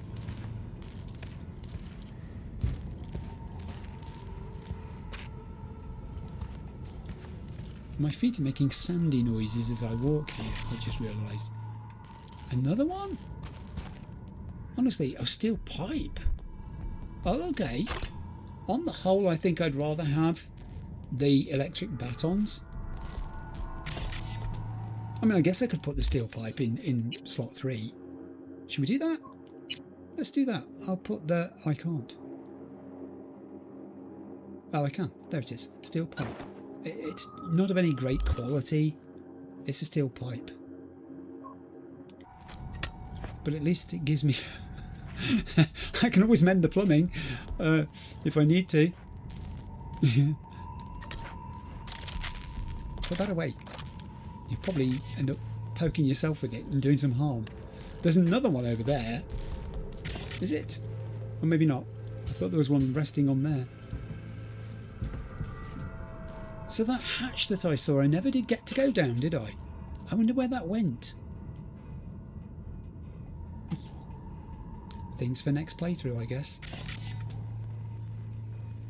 And the weird thing is, by the time you get to that stage in the game again, you will likely have forgotten all the details. You won't have retained all of the details. You'll retain some, but you'll have forgotten all the details in the sense of every last detail you won't have memory of for stuff like that. So it's quite possible that you could scan that again at some point in the future and think, that rings a bell of sorts, but I can't quite remember why. I can't place that hatch. I was talking last time about the nature of memory as you grow older. It's a thing. It really is. The thing is that the changes happen so slowly and are quite subtle that from day to day, from month to month for that matter, you don't really notice.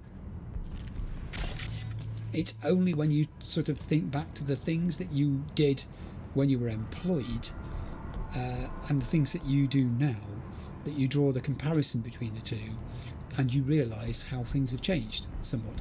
I guess it's not that you couldn't do that job again. It would take you time to build up to having the skill set you had for that job in the past.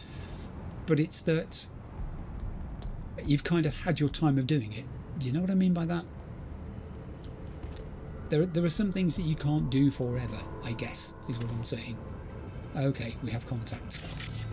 I didn't actually mean to tag a camera there, but apparently I have done so. I was trying to tag the guy who was walking along.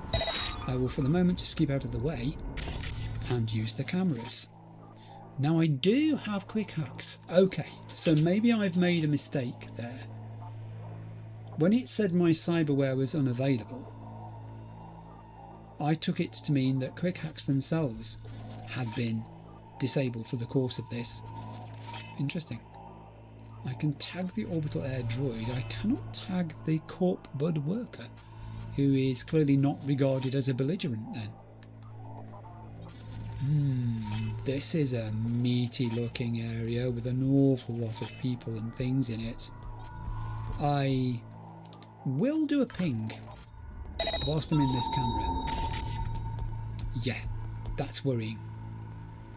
Good and bad, as my friend Songbird would say. Good, heck of a lot of devices that look like they could be used to distract and then detonate. Quite close to where there are numerous guards. Bad, there are numerous guards. Lordy, are there numerous guards. There's a lot of them. And what? I've heard that name before. Mr. Blue Eyes. Way back when I was talking to the Paralleses, it was something that was mentioned in lore, I think. Somebody mentioned the existence of a person with blue eyes. It wasn't a spoiler in the sense that I didn't understand the context of it, so it didn't ruin anything for me at all. They were telling me in terms of something that I could have observed and didn't. That literally said what I thought it said, didn't it? And now it doesn't. Is he there? Is that him? That's him there. I cannot tag him. Affiliation unknown. He has a bounty on his head, however, and what he's wanted for is classified. Crikey blimey. So maybe he's watching me?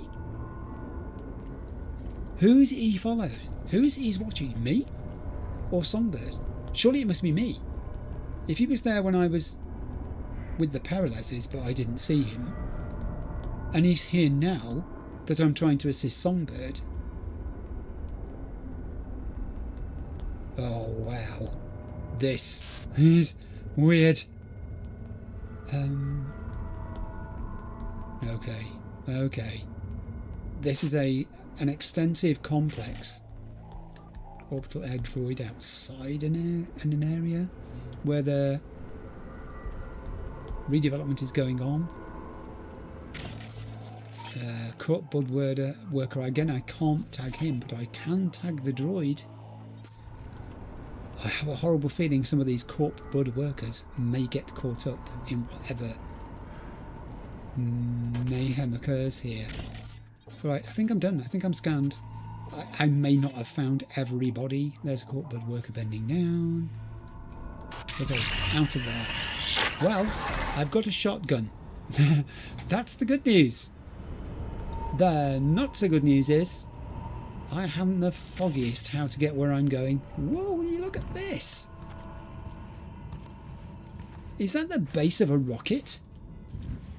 I think it might be. Judging by the gases emanating, being bled off from the tanks. That's a launch pad, is what that is. Hence the illumination from these massive lights playing upon the structure which I cannot see. Darn, I wish I could lie down in this game. I would lie down, but I'm already squatting and I can't get a better view than that. Ah, heck. Darn. Right. Now, I'm thinking this is going to be a fairly stiff experience here because I don't have a great deal of weaponry, but I do have my quick hacks apparently, which I was completely unaware of. Also, my places to hide here are not excellent. Where am I going?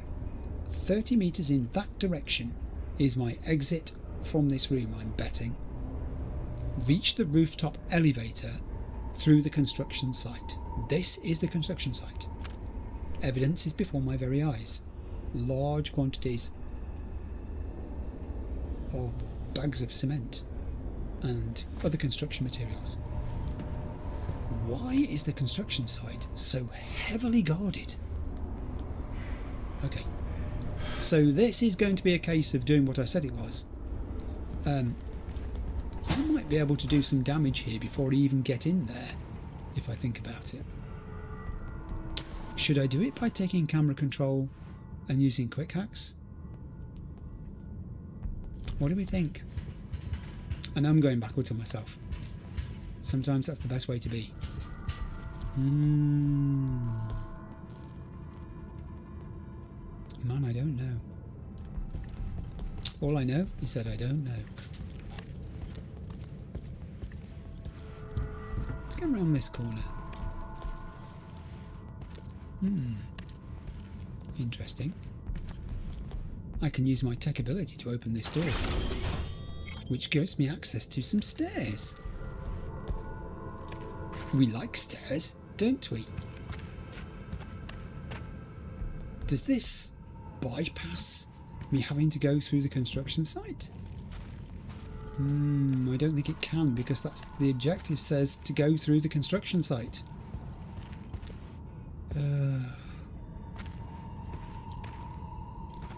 I love the sort of gritty textures to the stonework in this building. It just feels cold to the touch, you know what I mean? The other day when the game made the hairs on my arms stand up, I find I redo this. My body reacts to the textures and the impressions of what things should feel like in terms of temperature and just general feeling on your fingers when you touch them. You know how they are. They're rough, are they smooth, are they gritty, are they whatever. I just do that sometimes. It's great. I mean, I'm not bemoaning it, I'm just saying it's a feature, not a fault. No, you can't have that. That is not for you. This thing has got plenty of ammunition, and it stores 12 at a time. So I don't think it will be a problem from that point of view. I think the issue is going to be one of being discovered. The minimap is not being the most helpful it could be. And the music, the sound effects. Oh, chilling. Okay, let's dip down here. We're about to enter an office. I don't think there's a camera. Sometimes they're over the doorway as you go into these places, and you walk through them and then you're surprised when the beams go dun. You shouldn't be really. Alright, good little office, good little office. Another computer. I have a small crate which is not going to give me any weapons, I'm sure, because that would be too kind. Watch yourself here. What did I just say? Not going to give me any weapons. It gave me an EMP grenade. It gave me an EMP grenade, which is that one. Okay. I will equip. Oh, I had a recon one too that was still there. That obviously was not counted then as a weapon when it was stripped when I gave all of my weapons to Songbird. Well, I mean, things are on the up. I've now got a grenade. I've got my quick axe, which I didn't realise I'd got. I have a shotgun, which isn't my favourite weapon, but at least it goes boom. I've got a one-handed club with an enhancement, and I've got a one-handed club which actually is a piece of pipe. So yeah, I might take it back with me to Crest Street and do some further repairs to the plumbing. Let's use this, and don't do it in such a way that you get spotted while we're doing it. Okay, we have got questions, some of which we may have read, others we may not have. Let's have a look. Changes in combat security bot settings, ally status from Gloria Jimenez, Senior Security Officer, to Sheena Malik, OA member of the board.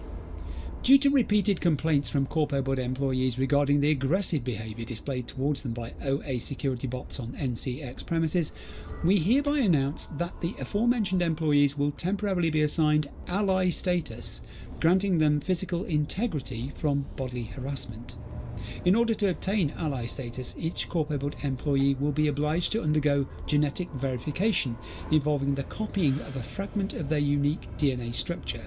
Thereafter, on the basis of positive DNA authorization performed at any restricted entry point at NCX, orbital airbots will maintain a neutral disposition to such individuals. Handy. And that was from Gloria, Senior Security Officer. Then we have this, which we've read already, about suspicious activity report.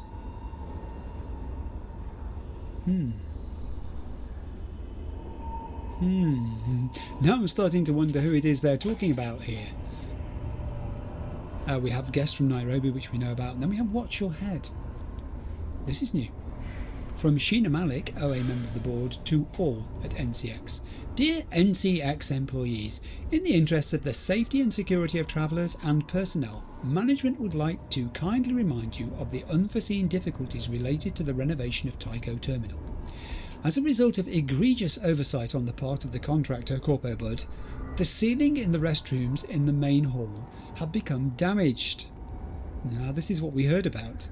Due to the potential health and safety risk, we ask that you do not stand or approach the opening in the ceiling in the aforementioned restroom. We would also like to remind you to take extra care while using this facility. All incidents must be reported to security in that sector. Sincerely, NCX Management. That sounds like a colourful event that happened in the restrooms. And they're blaming the contractors. Egregious oversight on the part of the contractors. Files. Oh, here we go.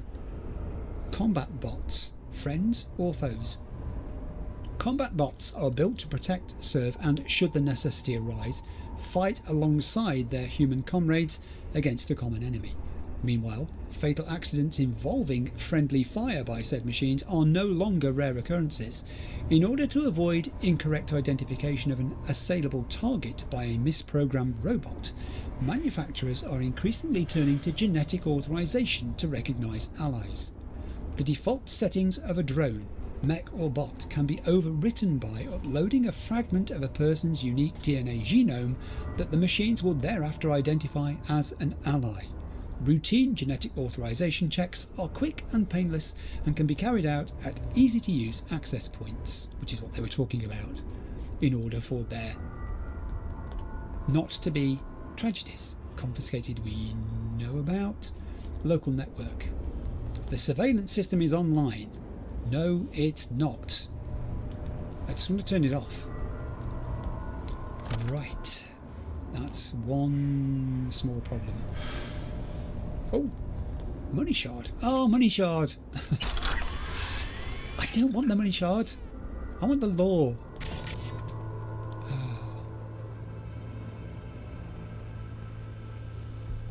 I tried to resist. I really did. I fought the law, but the law won.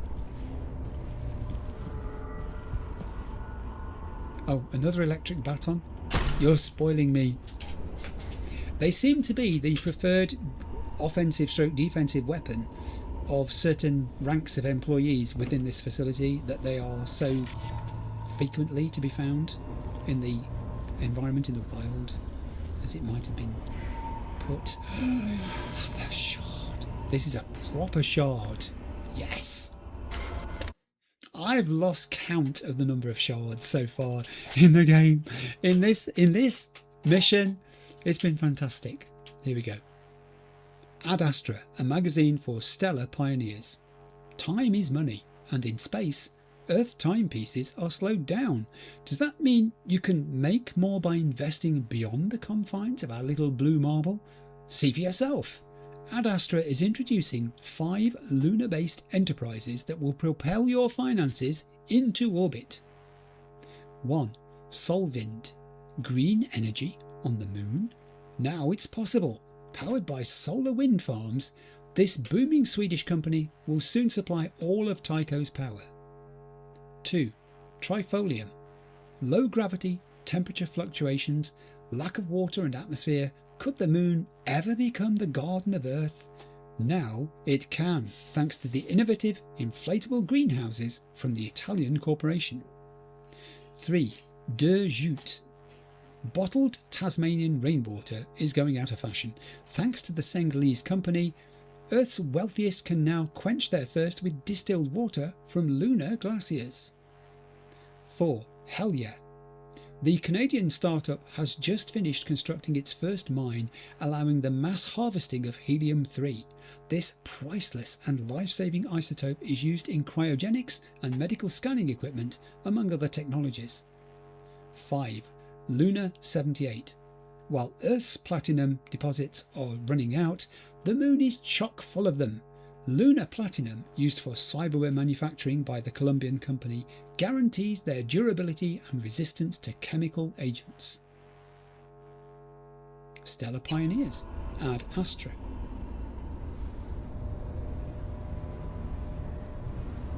To the stars. Have it all. I am wary of doors, especially when it is showing there's a guy looking in my direction. I'm not even sure it's him, actually. Open it and stand back immediately. Okay. Poor wise. The door says, do you want to do that again? Do you want to do that again? Do you? Do you? Yes, I do. I don't know where I'm going. It's just brought me upstairs and sending me down again. Oh, yeah, it does look like a mirror image when you look on the minimap there. It stares up and stares down, so I made an excursion up here for the purpose of coming to this office and being able to look down below, and that's it, I think. Really. Now, I know I've turned the security system off, but let me just... I will explore this staircase just to see. Good Lord above, it's hot in here. It is baking. Oh, heaven. Such a good decision breaking this into two parts. I don't know how long the episode is. I've said this already. It's not so much that, it's the stress of it. It's the physical stress as well as the mental stress of it, which requires that it be broken into two.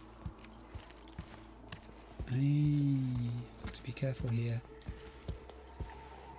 No. I really don't want to land myself in a heap of trouble the moment I emerge from this. It looks like I can... Okay, it looks like I can stay somewhat hidden. I found another shard. It's like the devs thought, you know what? It's a really horrible day that he's doing this today. It's horrible, sweaty and humid and all the rest of it. Let's give him lots of shards to keep him going. It's working. It is working. I will read the last wish in the hope that it isn't. Last wish. Ever since we professed our love to each other up at the very top with a view of the whole world, I knew right then and there that nothing could separate us except death. If you're reading this letter, it means that time has finally come. My final wish is that you take my ashes to the moon and scatter them from the highest peak as you gaze at the stars and think of me. Why?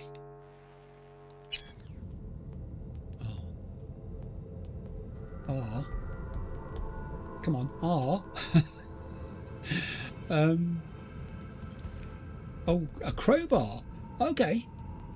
Well, I think I might take that and do a swap then, because I think that crowbar is a better quality item than my one-handed club. So, yeah.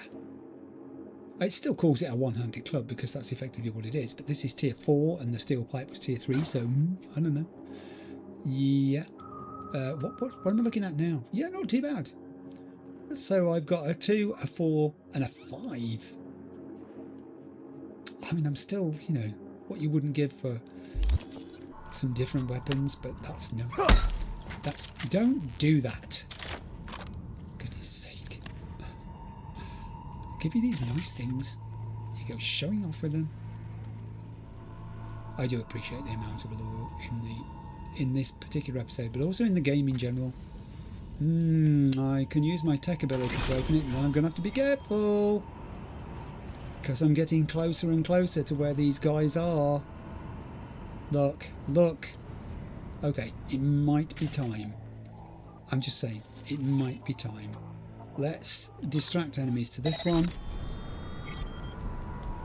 Come on, you know you want to. It's just over here.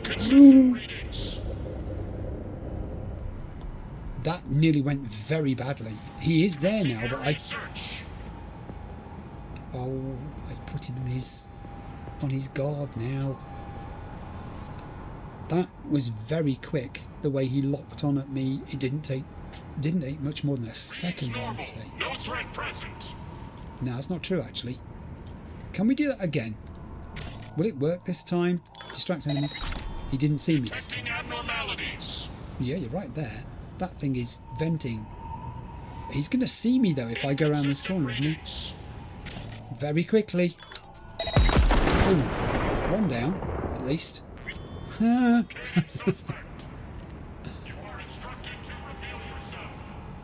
Okay. Okay.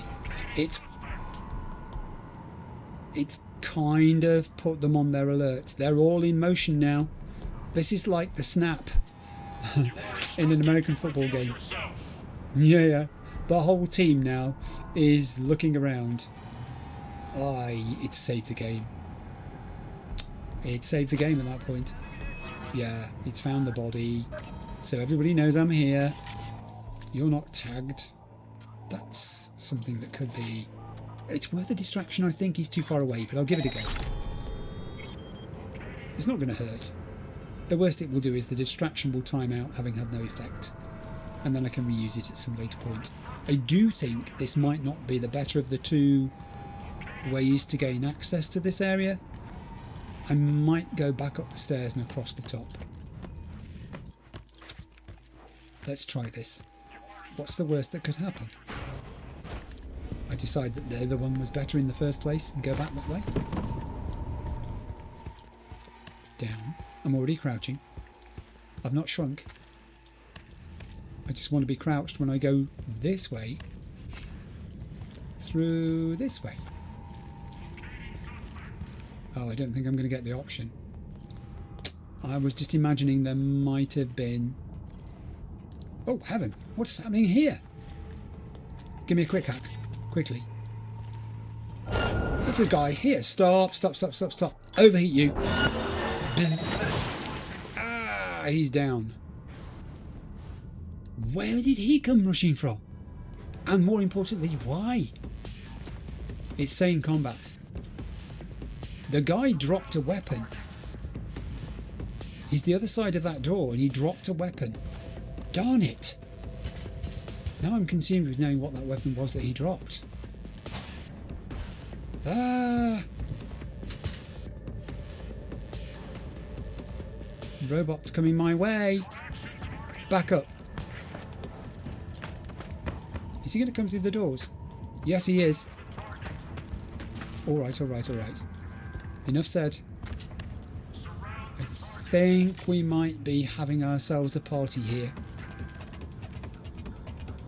There are two of them there.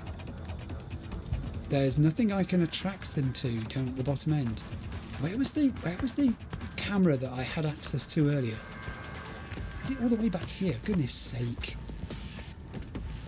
No, surely not. I think it might have been. Where was that camera? I know, I've gone a long way backwards on myself. What do you think? There it is. If I turn that on... Yeah, no. Turn it off again. Turn it off again. I didn't mean to do that. If I know. They know I'm here anyway. That's all right. If I take camera control... Thanks. Oh, it's just a lone camera because I've turned the network off. Oh, God. Right. So we'll do it the old-fashioned way. That's all right.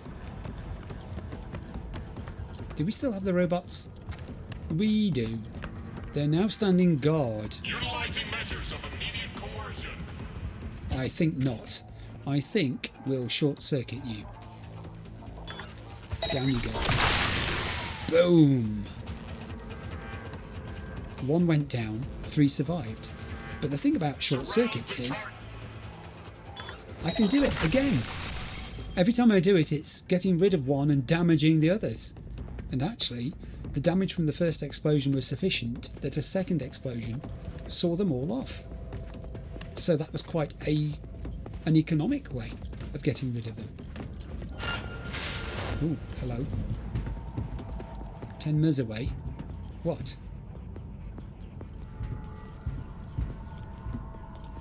Must have been a very, very narrow angle from which I was being viewed there. Do you have anything for me? You don't have any weapons, do you? No, but the guy who was in there did. Broken electric button. I ask you, honestly. Such a disappointment. Open the doors. How far did he get before he collapsed? There, in fact. Grab. And then we'll get back out here and find out what the heck it was I've just picked up. What was the weapon? The weapon was... It'll be the one-handed club that goes, I think. It was a show. Smart pistol. Handy. Tier 5 plus as well. Yes. Good, good, good. What does it look like when you fire it? Oh, it goes like that. Okay. Right, got it. Reload. 712. I'm not going to run out of ammunition for it anytime soon. Open door. Okay. Don't think so. Are you anywhere near that explodable? It looks like you are, but it could be an optical illusion. It was not an optical illusion. In fact, let's initiate overload. Down you go. Good.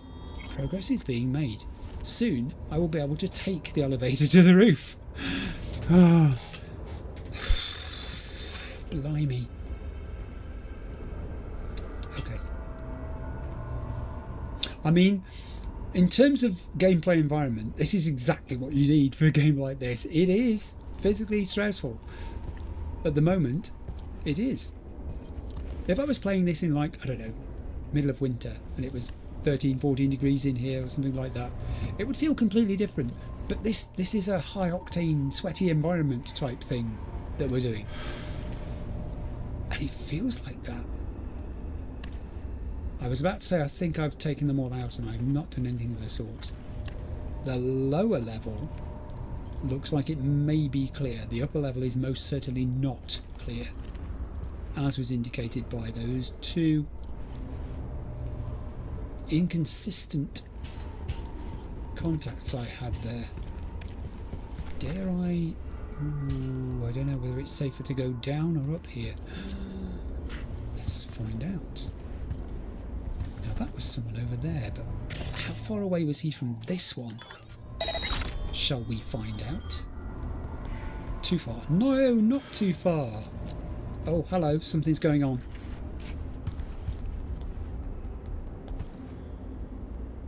I don't think that movement was associated with me trying to cause distraction with that container. I think it's just enemy combatants repositioning themselves. I'm not even sure this is the best weapon to be using here because it's an untried weapon. I mean, I'm tempted to distract rather than just use a quick hack on that person. Let's see if it'll work first. It may not. It did not, because they were too far away. So you can have, I'm guessing, an overheat will see you off. Oh, it's a corporate worker now. Suddenly, the construction workers who were not taggable now are actually enemy combatants to be dealt with. You can try. Oh, I've just thought something horrible. Does this mean my self-ice is not working? When it said my cyberware was incapacitated for the duration.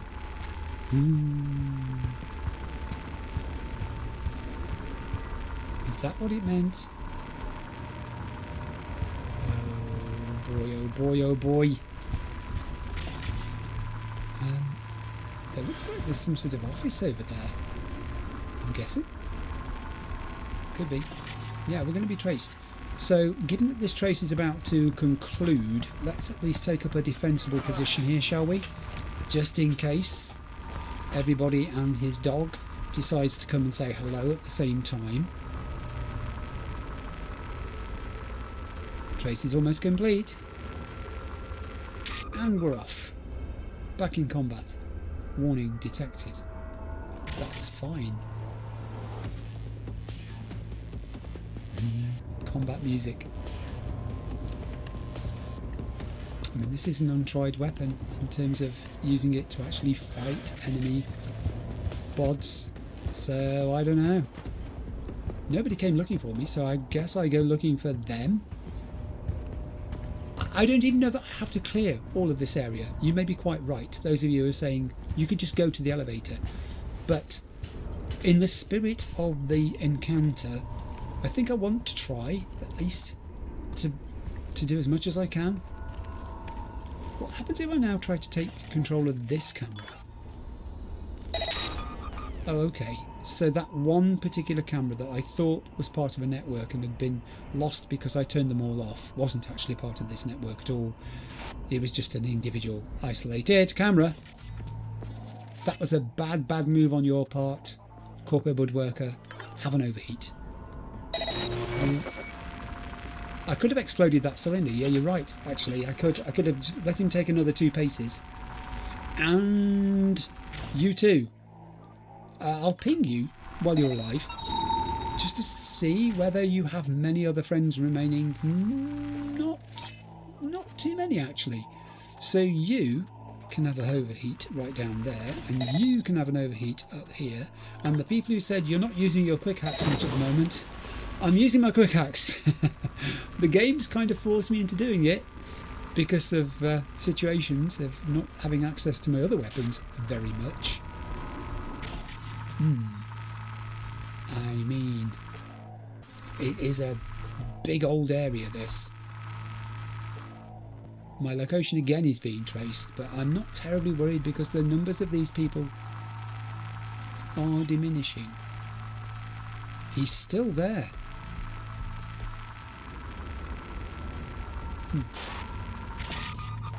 The upper office area, apart from containing things, has this dude. There he is. He's on the move. Where is he going? Let's get a look at him. Darn. He's on the move. Let me go back a camera and see if I can still locate him up there, or whether he's actually now physically left that area. I may have spooked him. He maybe is sensing the progress we're making here and has decided it's time for him to make himself scarce. Either way, this is a fascinating thing to have happened.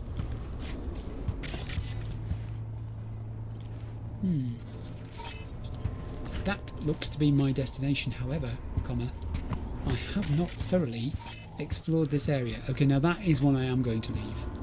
It's not, it's a radio. It's playing Morrow Rock as well.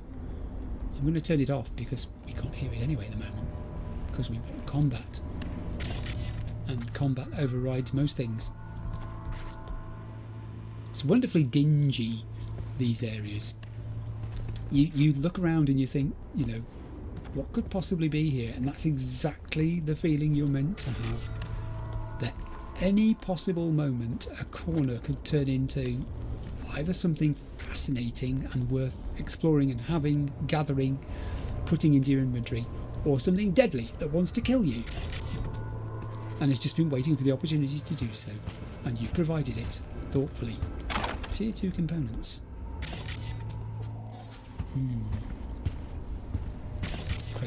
Crates of great.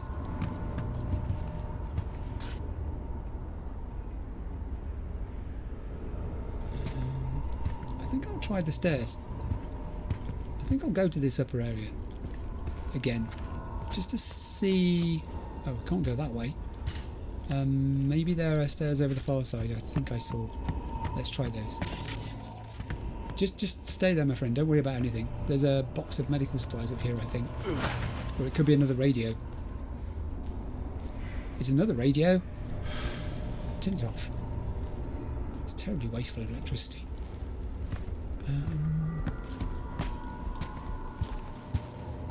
There are stairs. Do you know what? I've got to stop for a second. I'm sorry. I've got to take another drink of orange. Back in a second. Okay, that's better. Right, stairs over on that right-hand side there. I do want to go to the upper level. There's at least one person up there who looks like they've got another weapon that I could collect. Goodness knows, I need as many as I can. And it is a policy of continuous improvement. Wrong place at the wrong time. I could use the weapon. You're right, I could use the gun, but overheat is very effective and clean just at the present time. The tracing doesn't seem to worry me particularly. I'm not being inundated with people rushing to apprehend me because my position's been revealed. Now, what did you drop that was of any use? Let me guess. It's a steel pipe. I really am going to be able to do a considerable amount of mending of taps and drains and all sorts of things if my career as a merc doesn't work out.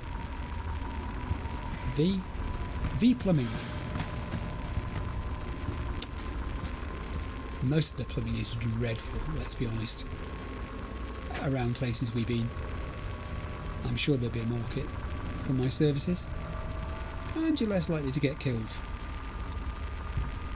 Now, am I on the same level as these crosses? Yes, I think I am now, but just not in the right place. So, what's that? I have some resources showing up. What is that? Don't run into things. That's an elevator. That's not the elevator, though. My elevator's over on the far side of here, according to that. So where does this go? Departures? I can't call it because it's off. Jumping up and down doesn't help either. Oh, good lord above. Just a simple overheat, I think. And very quickly effective against that particular person. That took no time at all. I'm terribly sorry, but you were in the wrong place at the wrong time. Here we go, here we go, here we go. And the thing that you had to give me was an Achilles. I will take that. My options are improving here. There's the other one. Sorry, I didn't mean to stand on your fallen body. What did you... Oh, it's a Liberty! And a broken electric baton. Okay. Things are considerably looking up now. Inventory again, please. I will take the shotgun out because I'm not the fondest of shotguns. A tech precision rifle is kind of something that I hoped I was going to have in the first place. So that can go in there.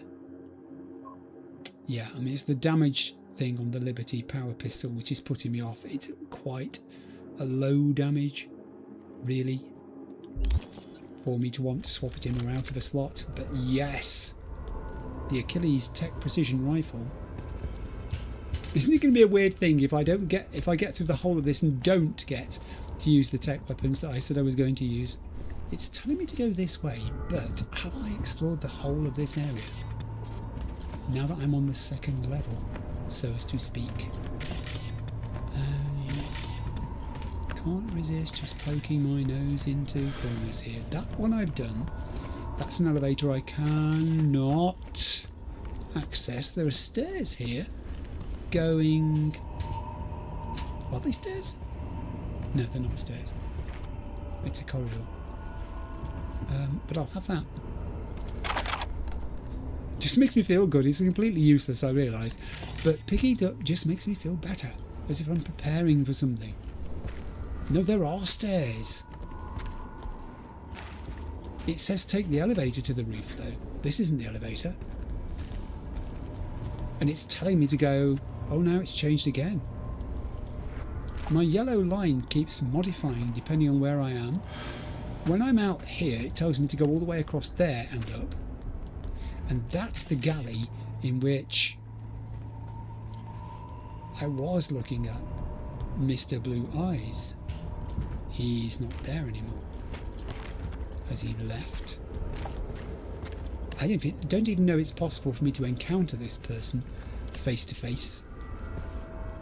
This hasn't gone where I thought it was going. I thought this was going to open up to the top area, instead of which it's brought me into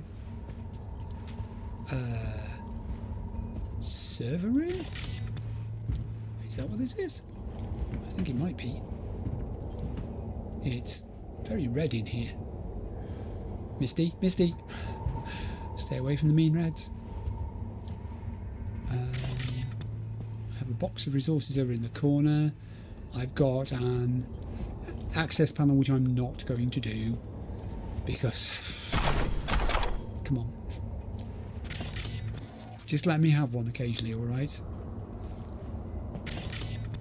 Yeah, I'll take that because it stops anybody else using it. And another computer which I will use. This might be ones we've read because 3 messages, 1 file seems to be a pattern. Hang on though. These are in a different order. Monthly report we've certainly read. Yeah, stop trying to cut corners. Guest from Nairobi we've read. Yes. Have we read this one as well?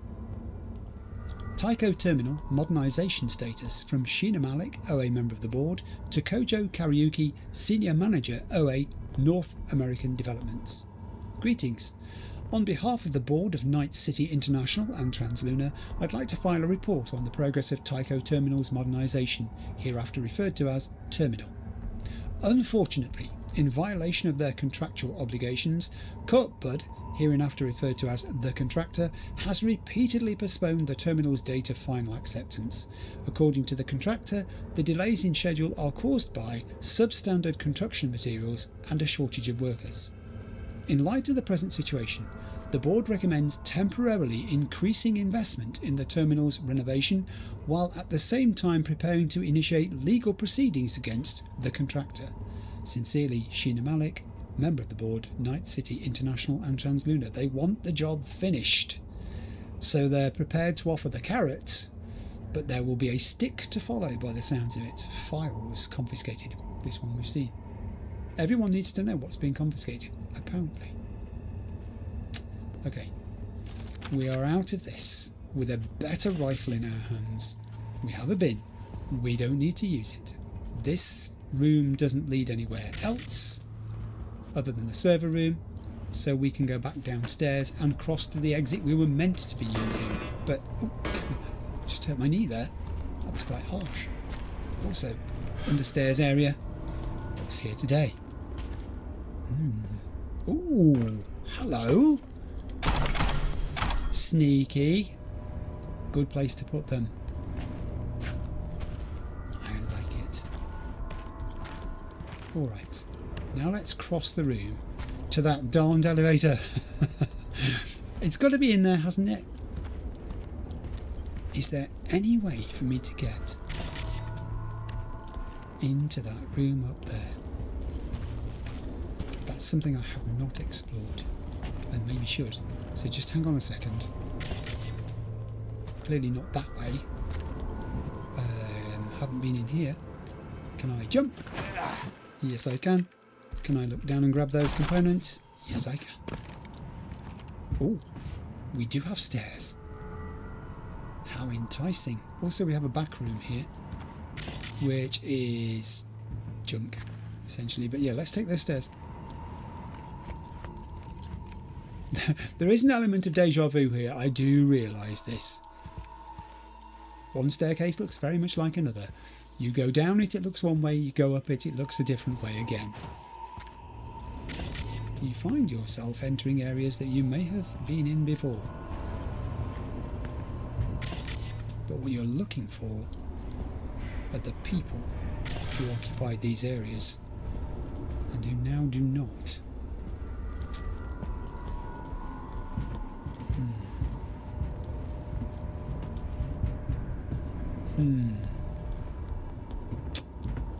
Darn it. I think I may have missed my chance.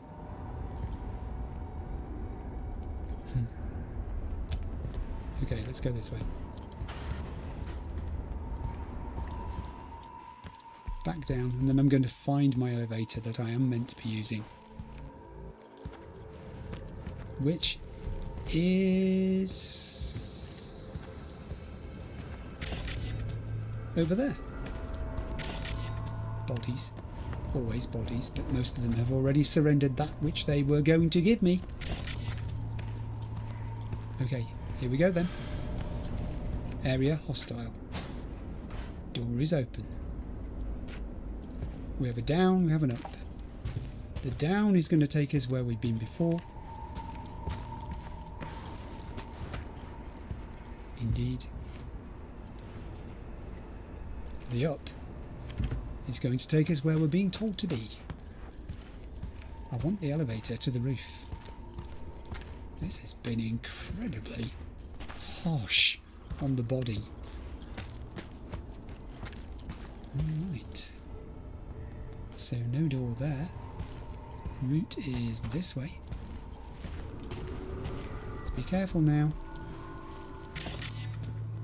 Let's be careful now. Don't you just hate it when you find doors and windows like this, which you know you're going to climb through? The bird has long flown. Nevertheless, I caught a sight of the elusive Mr. Blue Eyes. A good look at him, actually. Quite who he is, what he represents, I do not know. The fact that he is present in this situation without explanation leads me to believe that I'm onto something here, and he knows it, and he's keeping a watch. And I've found a money shard. Oh, it's money. It's just 4,000 eddies. Office area. What was he doing? He was looking out of the window. That was his purpose. He was observing. That was his entire reason for being here. There was nothing in this office of value to him. There was nothing he was here to look at, read, seize, take possession of, deposit for that matter. There's nothing been left behind by him. I mean, it would have been interesting. Maybe this is his tomato juice. Perhaps that was his parting gift. I don't think... I mean, I read speculation that there's this thing about the connection between Mr. Blue Eyes and the people who were controlling the Perelezes, and the idea of this hidden group of people who are above everything, above the corporations even, above government, who are controlling everything that happens. Then we had Gary and his theories about being controlled, the fact that Gary was taken away, and that I think I'm right in saying, this is where I got the idea from, that his supporter, when I talked to her, said that the people had blue eyes that took him away. I may have invented that. It may be in my head creating lore here now. I don't think I am though. I think she did say something about that, to that effect. But yeah, look, we've reached the elevator. At that point, I'm going to save the game. That's the end of part 1 of Killing Moon. I was looking for somewhere where I could stop that would be sensible. And this is a change of location coming up. We're going to get into that elevator and emerge somewhere completely different to where we've been so far. So that's the basis upon which I'm doing it. I'll return to this save at the end of next week to resume and complete Killing Moon with part 2. It feels like from part 1 that it's shaping up to be a race against time, which is strange for me given what I said at the start of this episode that I can't do rushing. Urgency is fine with me. I like the sense of immediacy, the sense that Songbird is literally dying before V's eyes. It's both upsetting and motivating, but rushing just gets people killed, and also you miss a lot of content by rushing through areas. If V is going to get Songbird to that launch pad, he will need luck, as well as a good choice of weapons and tactics. This is how I see it. The issue being, of course, that my tactics are limited because I don't have access to my preferred range of weapons. I surrendered them to Songbird before I even came into this complex, so I'm scavenging as I'm going along here, and what I'm picking up is very much a mixed bag. So we'll see how that shapes up. Throw into the mix what Reed told us about the FIA now wanting both of us hunted down, which I interpret as very bad and likely terminal outcomes for both Songbird as a traitor and V as an enemy of Noosa now. It's running towards being a stressful and hectic part 2 to this storyline. So right, that's it. That's where I'm pausing. I hope you enjoyed me sharing part 1 with you. And please remember, if you're not subscribed, to consider subscribing. It really does help the channel. Leave me a comment. give the video a like. Let me see your thoughts. Obviously, I'm very keen to read what people think so far, but do remember what I said, please, about keeping them spoiler free. It's not just me who reads the comment section. It's also read by other people like me who don't know what's coming next, who haven't finished this part of the story. So yeah, I'm going to get some help actually in vetting the comments. I'm going to have them read for me, and if there are any that I shouldn't see, then they're going to be singled out in that regard, so that I don't have to sort of get halfway through before I realise something's about to come up.